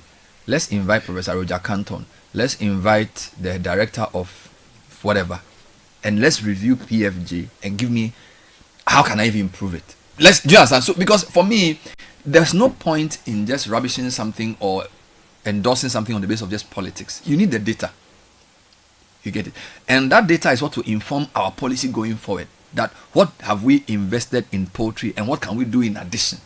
what tends to happen is that because of the way we do our politics, we rubbish everything the previous guy does and we start afresh. And we have only 4 years. And the world is not waiting for us. Because in some countries like China, they've had 10, 20, 30-year plans. So we cut our nose to spite our face. We need to find a way of objectively assessing government policies. So we all agree that e-levy is bad. Let's jettison it. But there are some things we are not still sure of, which is where there's a thin line. So for example, road minister, he's saying this road, the contract has been given, the road has not been done. Almost every ministry is talking about what I've found and how Samuel George, he did the same thing. And I'm saying, you see, there's a certain thing we must do where we must also do it beyond just the politics. Because at the end of the day, we suffer. Yeah. If you spend 5 million or 5 billion on a thing, find out which aspect has worked so that you can improve it. But if you are going to start afresh, and now there's no money anywhere from anybody. Okay, and I'm saying that our politics gets in the way of informed policy discourse. And we don't have the luxury because we are not a very big or powerful country. Which is why our leaders must work extra hard to get things moving. All right? So we'll see what Mr. Trump's policies will do for us. I want to say one thing. Thinking about this, I'm wondering how Trump's stuff is being received by the other politicians in America. I know right now the Republicans are, they are very in step with him because he's the leader of the party, quote unquote. But what if they don't win the next election? Well, his approval ratings are falling, right? Trump approval falls to 43%, lower since returning to office. So, and this is in line also with his tariff. I saw something about 60% of Americans think tariffs will hurt the economy and that. But I'm just saying, if the Republicans don't win the next election and a Democrat comes, how are they going to respond to all the changes he's done? Would they continue to go along with it? Would they try and reverse it? And would they be able to reverse it? And the reason I bring this up is, for the longest time, Americans have believed that it's our job to run the world. It's what we have to do as we're the policeman. We run things, we control things. Trump's doing this and basically saying we don't want to protect anybody. We don't want to be interested. How is that going to affect the next president if they come in and they feel like, I think Trump has made a misstep? And I think that's the scariest part. It's an interesting point. Let me add to that. I think that American elite generally are liberal in the way they see their foreign policy. And Trump's views are a bit opposite to that. So the view of Trump being saying American exceptionalism, we are America, we don't have to go and do what, we are just on our own. I think even in the high echelons of the Republican Party, they don't agree with that. Because let's people like Bolton. So generally, at the American intelligentsia, they believe in what has happened since 1945. We are the world's policeman, we must remove bad people. If they are not our friends, we'll fight them, and we are the stability or the instability. So it's a good question. It's a big test for the Republican Party. In fact, last week, when the thing leaked on the Signal, there were a couple of senators in the US, and because the work I do, sometimes you'll be sent links to say certain things. There will be like a panel discussion open to some media in the House discussing the implications of something. It's open. There are key Republicans who are worried about where this is going. But the truth is that Trump now is the Republican Party. So, and this is the thing that tends to happen in politics. If you play along and allow a bully to have his way for a long time, you can't really do much about it. So, you have made a very important point. The Republican Party in 4 years or 3 years may be in a very difficult position because they've been forced to go along with certain policies that they know will not inure their long-term benefit. Although I need to say that if Trump's gamble works, he will become very powerful, because if, from the calculation I make, some of the companies in Asia move their factories to the US and jobs, and he moves them to key swing states. Don't forget, Michigan, the auto companies suffered drastically from the way they couldn't compete with the Japanese. So let's assume he gets Samsung to set up 2 or 3 big factories in Detroit. Maybe even Honda. Do you understand? And then he picks maybe a few of the states that are having blue collar workers who have lost their jobs and brings 3 or 4 big factories back there. I mean, he will just be prepared the way for Vance. So he's taking a gamble, and I am not sure the outcome, because he may. And the other thing about Trump is that people think he doesn't. I actually think he's actually smarter than people give him credit for. Very, very smart. Long time ago. Yeah. He's a very smart guy. No, the truth is that These these tariffs are negotiation. They are bullying tactic. Yep. He's basically trying to bully everyone to do a certain thing. Yeah. So that one I get, but I'm just saying that if it doesn't work, and the Democrats have to come, and in their head, this guy has messed up and we have to fix it. Where does everyone go? But don't rule out the fact that he could actually. We are not even sure he's going to go. Yeah, because you see, that's the thing. You see, don't. Yeah, but I'm saying that with Trump, nothing is given. Don't assume that. Oh no, I'm not assuming. I'm just. He may not go. He may even stay for another 4 years. He'll go. No. I think that's not something the Americans will do. You see, I think the way Americans believe in their constitution and things, it's going to for what he'll have to do to get that third term. I think it's basically he will destroy the US to get it. That's the. He's either resetting the world. Like he's a reset. You know what reset means? You see, no. Do you know what reset means? No. You see, I feel like where you are going with he says media is fake news. He's attacked. The only thing he has not attacked is the constitution. And that's he can basically take anything on and win. Saying, Bernard, once he attacks the constitution, it's a whole different ball game. He will not attack the constitution. No, that's he will just give his own interpretation to it. No, but and then he will tell you that everybody who has a different view is mad or an enemy of America. But the constitution is very clear about the term limits. Let me tell you something. It's very clear. Democracy does not work when you have uninformed citizens. And the fact that somebody speaks English doesn't mean he's informed or educated. I understand. So I think, I'm going to say something very strong. The average educated Ghanaian has a better global worldview than the average educated American. That one is true. They don't care about anyone but themselves. That one is true. And that's a problem. That one is true. So now if you lead people like that, who have this sense of we are superior to everybody else, and we know more than everybody else because our country is richer and more powerful. The fact that our country is richer or powerful doesn't mean you have more sense. Yeah, but Ben, you see, I'm saying you can also be a victim of a demagogue, but you don't know. But you see, that's what I'm saying. That so you can go for a third I'm saying him attacking the constitution, the institution. Like I don't think you can run it politically in that way. It's very difficult because you have to remember that it means that the whole Supreme Court is going to have to change. Okay, but what if there's war? Do you remember that in Roosevelt's time, Franklin? Because of war, they had to halt elections. All right. So, and again, I'm just talking. What if there's a war situation? But if there's a war, that's a world war. That's a very different. Yeah, that's an extreme. But right now, if there's a war, that's an extreme circumstance. So, for him to just go and run an election. No, Bernard. For him to run an election for a third term, I'm telling you, the US will never recover. Read history. I've read a lot of history. If there's war in the world, anything is possible. No, and it's the same way that we have to take difficult decisions in Ghana and also pray a lot. No, Bernard, if you are talking about this, it's the same way that Caesar destroyed Rome by this same. I wanted to have absolute power. There's certain lines when you cross, the notion of the state changes completely. You see, you believe that the U.S. institutions are enough strong buffers against the foibles or the excesses of one person. I think they will be tested. They will be tested strongly. And because, for example, I don't disagree. Somebody is convicted as a felon, yet he gets on the ballot and wins fairly. All right, he loses an election. He says he was robbed. People go in his name to attack the number one symbol of their democracy, and he's still leading the country. Bernard, I understand all of that, but I'm saying that that fundamental change to the US, I don't think it's going to be a fundamental change for good. I think that if Trump gets a third term, it will be. I think within 50 years, not even 50, I think within 30 years, the US empire will be done. Yeah, that's basically what is going to happen. And I think that a lot of people in the US will recognize and be like, no, if we let this happen, the country will never. That's my reasoning behind it. I think there's too much vested interest in not having this idea that basically one man is king. Because the whole idea of the US was that one man cannot be king. The country is built on that principle. Right, so for him to come and subvert that principle is completely different in their context. We should just prepare and also pray. That's all I would say. As for you know too much. We are running away.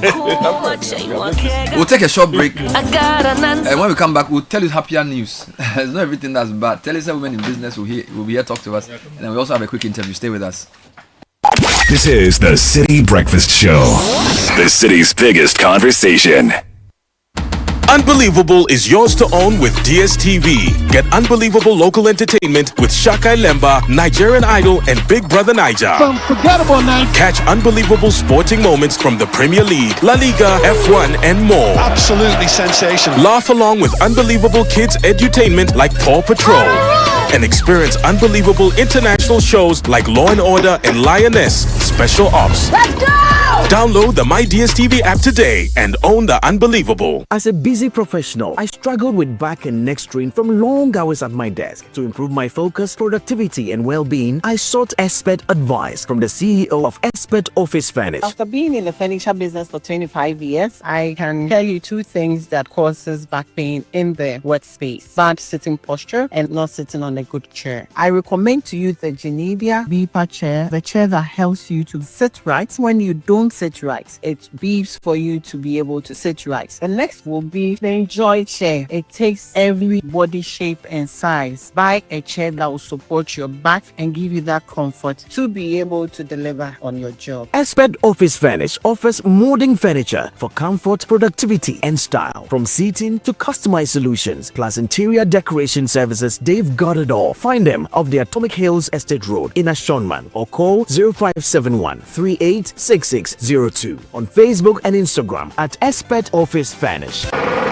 Hey, so what goes into building quality structures? I mean, literally, what goes into it? Wujaf, you don't want to be sitting here somewhere worrying whether or not you did a really good job. It'd be very simple equation. If there's no diamond cement in the mix, massa, forget it. Don't start cry. Menye, diamond cement has been providing builders, block makers, and construction companies that peace of mind for years. Diamond cement is 42.5 R grade cement, unbeatable quality made right here in Ghana. And because we have your pocket in mind, we provide 32.5 R grade so that everybody getting on. No long talk, Jack. If there's no diamond cement in the mix, don't start. Locate Diamond Cement Ghana Limited nationwide with factories in Aflao, Takrade, and Buipe, or call 0244 313 368 or 0540 111 978 or 0202 021 175. Diamond Cement, still as hard as a diamond. Babe, trust me, I've seen bigger, wider. How big? So big! Hey! Friday, 11th April is the official launch of the new So Big Electromart showroom, Atomic Junction. Come, turn on the modern life. This is the City Breakfast Show, the city's biggest conversation. 936 City Breakfast Show. Last year, Telesol Ghana launched an industry-first women in business initiative with the objective of empowering, equipping, and supporting female entrepreneurs. The mission of Telesol Women in Business is to cultivate a nurturing ecosystem that drives success and accelerates growth for women-led small to medium-scale enterprises. Now, this initiative offers a comprehensive suite of tailored products, resources, and services that address the unique needs of female entrepreneurs and amplifies their potential and builds a thriving community of empowered female business leaders. So in studio is Christine Adazi, Product Manager, VAS and Digital Solutions Telesol. Welcome to the show. Hello, good morning. How are you doing? Very well, thank you, sir. Wonderful. So last month was Women's Month. I know that your organization did an event last Friday to climax the International Women's Month. Tell us more about it. Absolutely. So on Friday we had an event where Telesol Women 100 Power Connect was a gathering of 100 influential women in society. It was an evening of fine dining, thought-provoking discussions, and the aim was to exchange powerful insights and inspire leadership. Okay. Now the theme was the road less traveled. So we had 3 incredible spotlight moments from 3 wonderful speakers. We had Dr. Lina Sowa, Operations Director from Telo Ghana, Mrs. Patience Bafo Boni, the new Director General of Ghana Prison Services, and then the keynote itself was from the Chief Justice, Her Ladyship Gertrude Tokonu. Wonderful. That was it. So why did your company see the need for a standalone initiative for women in business? Yes. So today in Ghana, women constitute about 50% of all SMEs businesses, yet women face significant challenges in the SME space, such as limited access to financial support, resources, and affordable technology. Now, despite all these hurdles, we are saying that we see women as very pivotal to economic growth in our country. And Telesol Ghana saw the pressing need to make a very bold statement and a commitment of helping to break these barriers by addressing these needs faced by our female entrepreneurs. So we looking at accelerating their businesses and allowing them to lead with confidence, essentially. So, what specific solutions and benefits does this initiative, the Telsa Women in Business Initiative, offer to female entrepreneurs, and how does it help their businesses? Okay. So for Telsa Women in Businesses, it's hinged around 6 key pillars that empower, assure, accelerate, reach, engage, and reward. And empower, assure, reach, accelerate, reach, engage, and reward. Wonderful. Yes. So I'll just walk you through these 6 pillars. So for empower, we're saying that we're going to give female entrepreneurs access to business development and capacity building resources. So here we're going to help these women to be able to integrate innovative and make more informed solutions around their businesses. For Assure, we are saying that our female-led businesses will receive insurance coverage over their businesses to help them safeguard its future. We have partnered with Hollard and Turaco, who are helping our women to be able to secure comprehensive insurance policies at very reduced cost from the market prices. Now, these are going to help our women to be able to protect their businesses, their staff, and their products at large. Wonderful. For Accelerate, here we're saying that we're giving our female-led entrepreneurs direct access to financial solutions to help them grow their business, which is our objective. So from fast SME loans and bank credits, we have partnered with APSA, and women are able to get up to 1 million Ghana cedis without collateral. Wow. At 10% interest rate, which is absolutely phenomenal. That's going to help shape the female-led space. And we've also partnered with FIDO. So for the women-led business who want the fast credits digitally, are able to download the app and then get their loan applications granted immediately on FIDO. Again, helping to yes. So that's on Accelerate. That's under Accelerate. Under Reach, we're saying that we are going to help businesses have visibility online. So today, our female-led businesses are going to be giving free one-page websites. Once you are 6 months on the initiative, you get a free one-page website and 100% support and guidance from our team to help you to be able to make your business digitally present. Wonderful. So your reach is beyond just Ghanaian markets. You have people outside the country who can go online, find you, and then be able to engage and grow your business as well. Super. Under Engage, what we are seeing here is we are creating a powerful networking platform that's going to help our women to connect, share experiences. Because again, under the theme, the road less traveled, when we don't share our experiences, we can't help others grow as well. All right. So we're doing this with our various women who have been there before. They are showing the new ones the way to lead. The last initiative is Reward. Reward.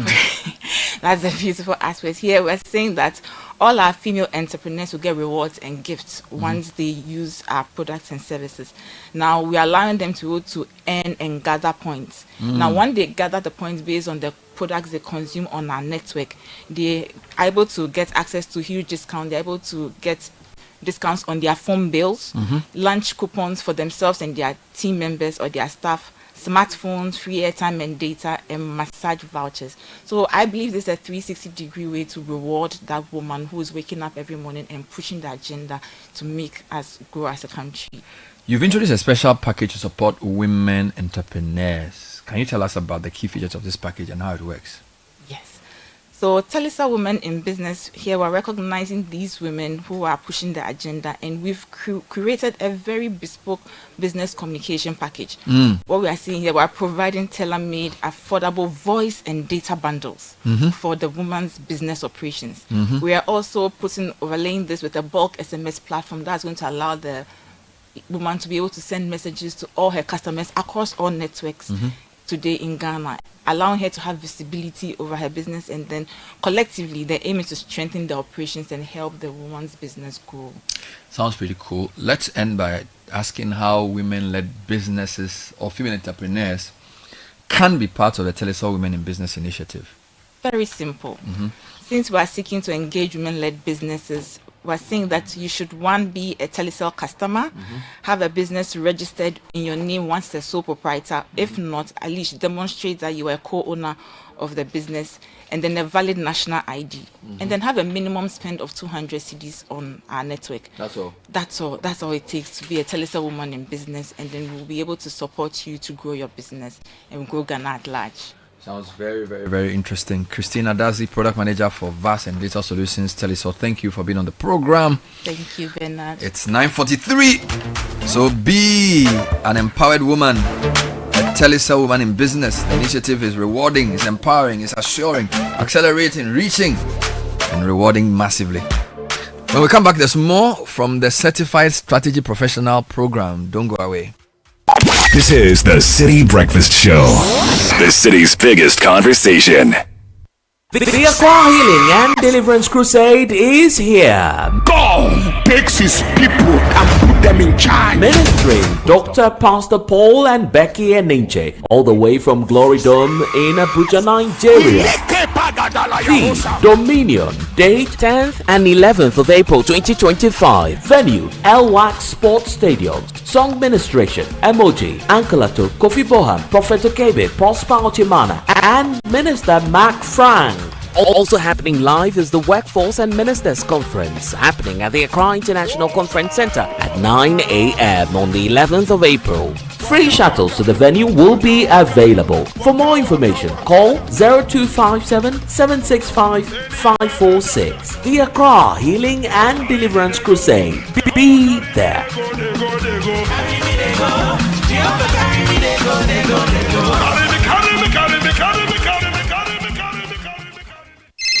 Charlie, where are you? Boss man, I'm at the bank. Really? But your car is in front of your house. Bro, my bank on my phone, Charlie. Oh, how? EcoBank, bro. With EcoBank mobile app, I can do everything, anywhere, anytime. Listen, I just checked my account balance, paid Ahmed's school fees, and sent money to my grandma at Walwale. Oh, wow. Wow. Masa, just download the EcoBank mobile app from the Google Play Store or the App Store, or dial *770# and be your own bank manager. Manager. Whether to pay bills or fees, to check account statements, send money across Ghana, abroad, and more, EcoBank mobile app has got it covered. EcoBank Mobile, making everyday people live everyday lives the EcoBank way.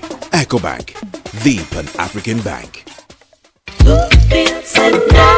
Hi, Mom, it's me, Kwame. Hey, Kwame, how are you? Mom, I'm fine, oh. Okay. You know something? No, tell me. I'm looking for a complete furniture set for my new place. Kwame, I've told you before, the only one place you should go, eh? Yeah, Mom, but I need a mattress to fit my bed. Ash foam. I need a bed to fit my room. Ash foam. What about a sofa wig or relax my body? Ash foam. Wardrobes to fit all my clothes? Ash foam. What about linens and pillows for sweet dreams? Kwame, Ash foam. Mommy, I don't feel you. Ash foam all the way. From mattresses to beds, sofas, wardrobes, linens, pillows, and more. Don't waste time and visit any Ashram showroom across the country or call our hotline at 0243 200 729. Ashfoam. Feel it, know it. Kids, no running. They grow up so fast. Come here, guys. Who wants to watch their favorite show on GoTV? Your family's favorite moments are made better with GoTV's shows. We've got loads of local, international, and kids channels, and all the football you need from the comfort of your home. You can also watch your favorite shows wherever you are with GoTV Stream. Stick with GoTV and let's go together. GoTV. Love it. This is the City Breakfast Show, the city's biggest conversation. If you're tired of HR headaches, simplify your business with Hot Jobs Africa as your one-stop HR shop. We handle recruitment, labor outsourcing, expatriate management, consultancy services, and corporate training. Plus, we offer staff busing and 100% staff support to boost productivity. Don't let HR hassles hold you back. Contact Hot Jobs Africa today. Call 0303 980 362 or WhatsApp 0204 336 004 or email info@hotjobsafrica.org. Our website is www.hotjobsafrica.org. Hot Jobs Africa. Think HR. Think Hot Jobs Africa. And here's some great news from the bank with the coolest tagline, not just another bank. Yes, you heard me right. Omni 6 new tagline is now, not just another bank. We're redefining banking with a renewed commitment to making you, our cherished partner, the happiest customer.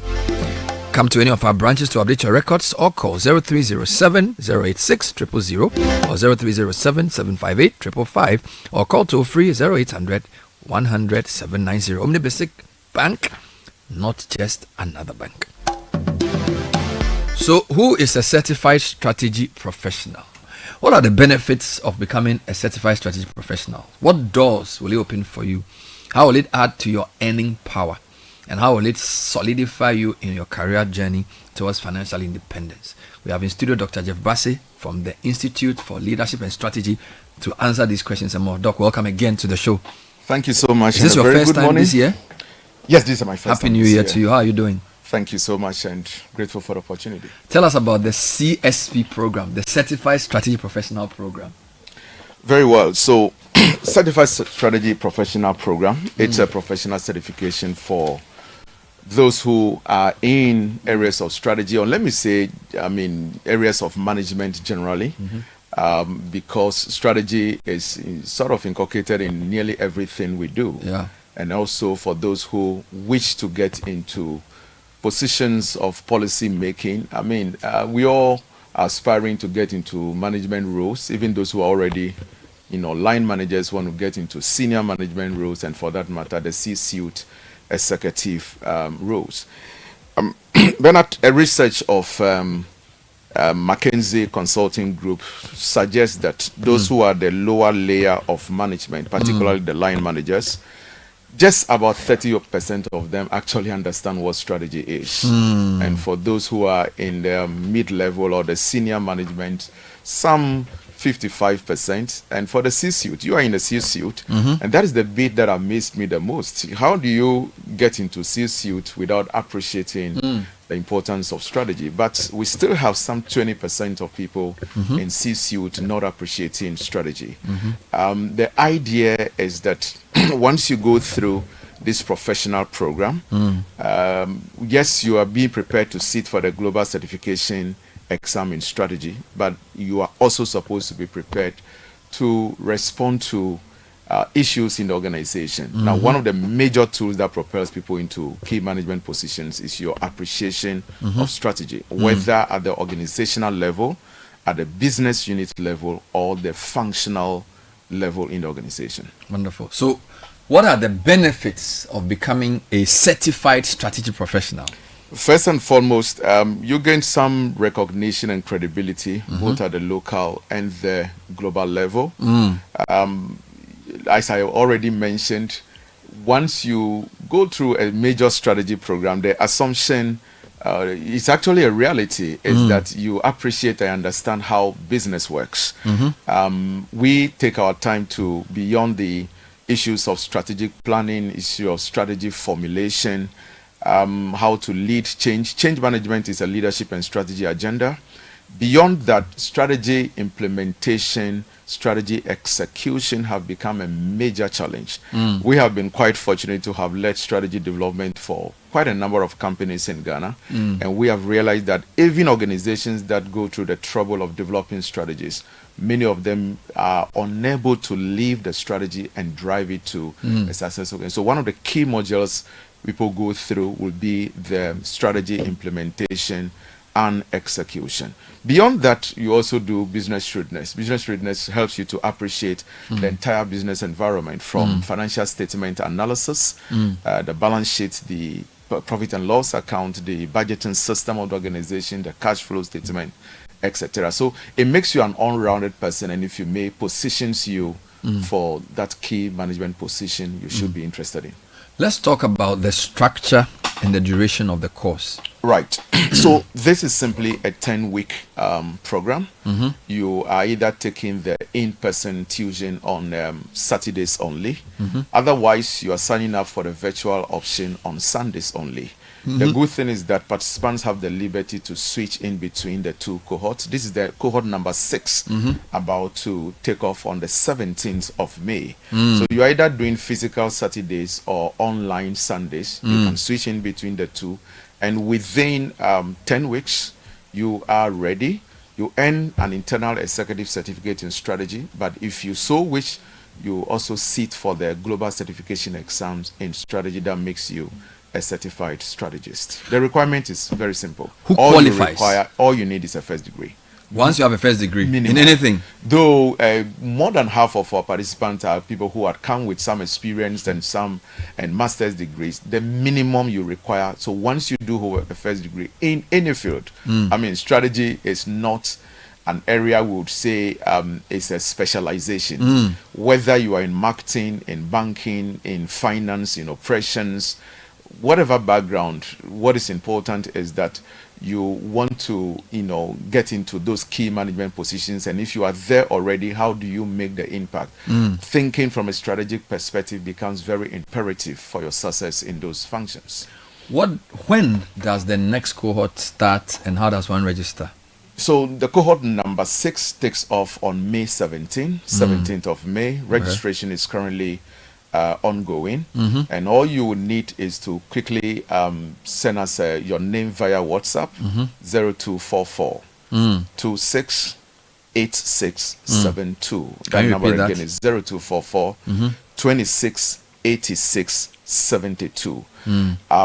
Like we always do, we run a free information session for people who want to learn more about the examination, the fee, and all of that. So once you send us your name via WhatsApp on the number I had mentioned, we will share with you the fine details of how to join our information session. It's happening right this Saturday, April 5, 4 p.m. It's under 1 hour conversation virtually to help people appreciate how to become certified strategy professionals. And as you say, you can do this while working because there's flexible times, Precisely, whether in person or online. Right. So it's 0244 268672. Do you do any information sessions?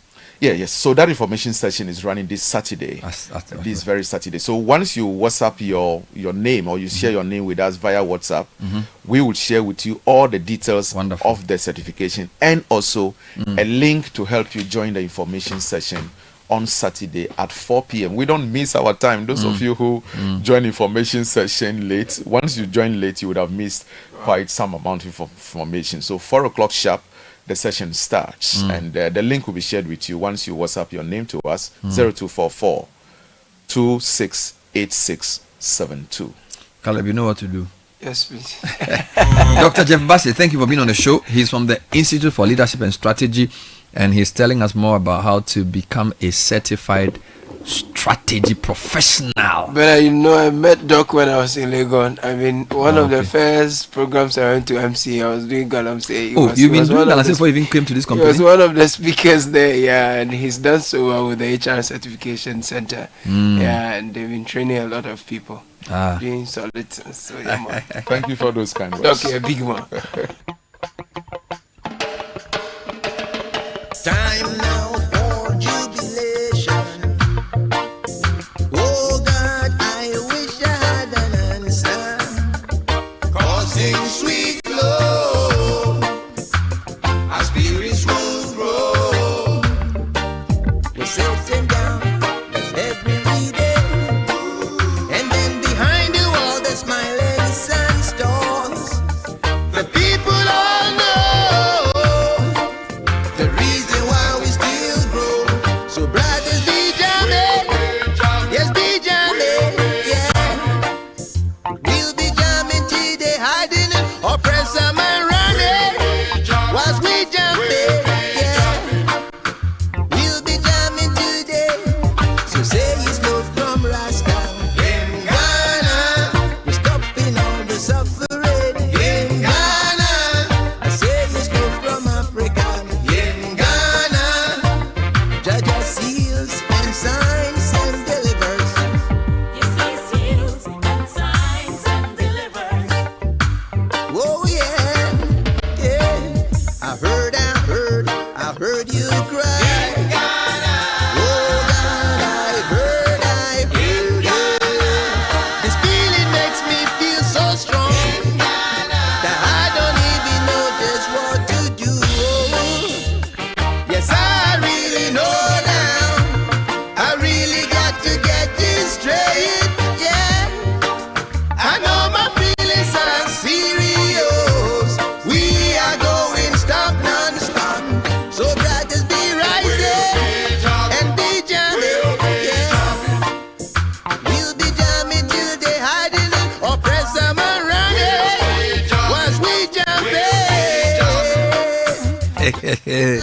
We'll be jamming.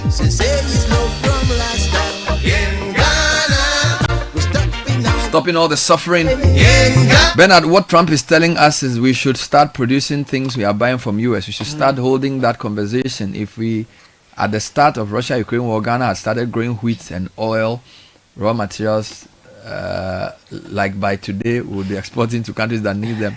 Let's for once rally around this tariff from Trump to start our own production. Guys, I like the discussion, kudos, but hey, let's look at the fairness and equity angle. 50% of what you tax American exports into your country is really fair and accommodating. Example, China 67% compared to 34% for the US. I think part of the discussion should also focus on these countries lowering their import tax for American goods. I'm not a fan of Trump, but he is resetting his country, as we also claim to be doing. I agree there could be collateral consequences for us and the rest of the world. We need to put our house in order, as Bernard is advocating. Kojo Nadenta says, good morning, guys. Food inflation in Ghana is scary. It's sad that after such huge investment in PFJ, food is still so expensive. Do our leaders really want to solve the issues? Remember water security too. There's a water war coming due to its imminent shortage too. Alright, so I think that's all we have had time for. Caleb, we've had a great show. Yes, it's Bernard. Farmer Gustav Anoredo is wishing the Deputy Chief Director in charge of Finance and Administration at the Ministry of Food and Agriculture, Mr. Ampe, a happy birthday. So, and I also have a quick one here sent in, a birthday request. I'm just trying to retrieve it now. Happy birthday to Hazel Segua Nunu, 20 years ago today. The Lord gave you as a blessing to our family. May you grow to fulfill your destiny and purpose in life as you mark this milestone today. We love you to the moon. From me, that's your dad, I believe, Mommy, Papito, and Kevin. Yes. So that's coming in to you, Hazel Segua Nunu. You're 20 years old today. So who do we have reading the news this morning? Fafa Melody Botufe. City News at 10. Good morning, Melody. Good morning. Hello and welcome to City News at 10.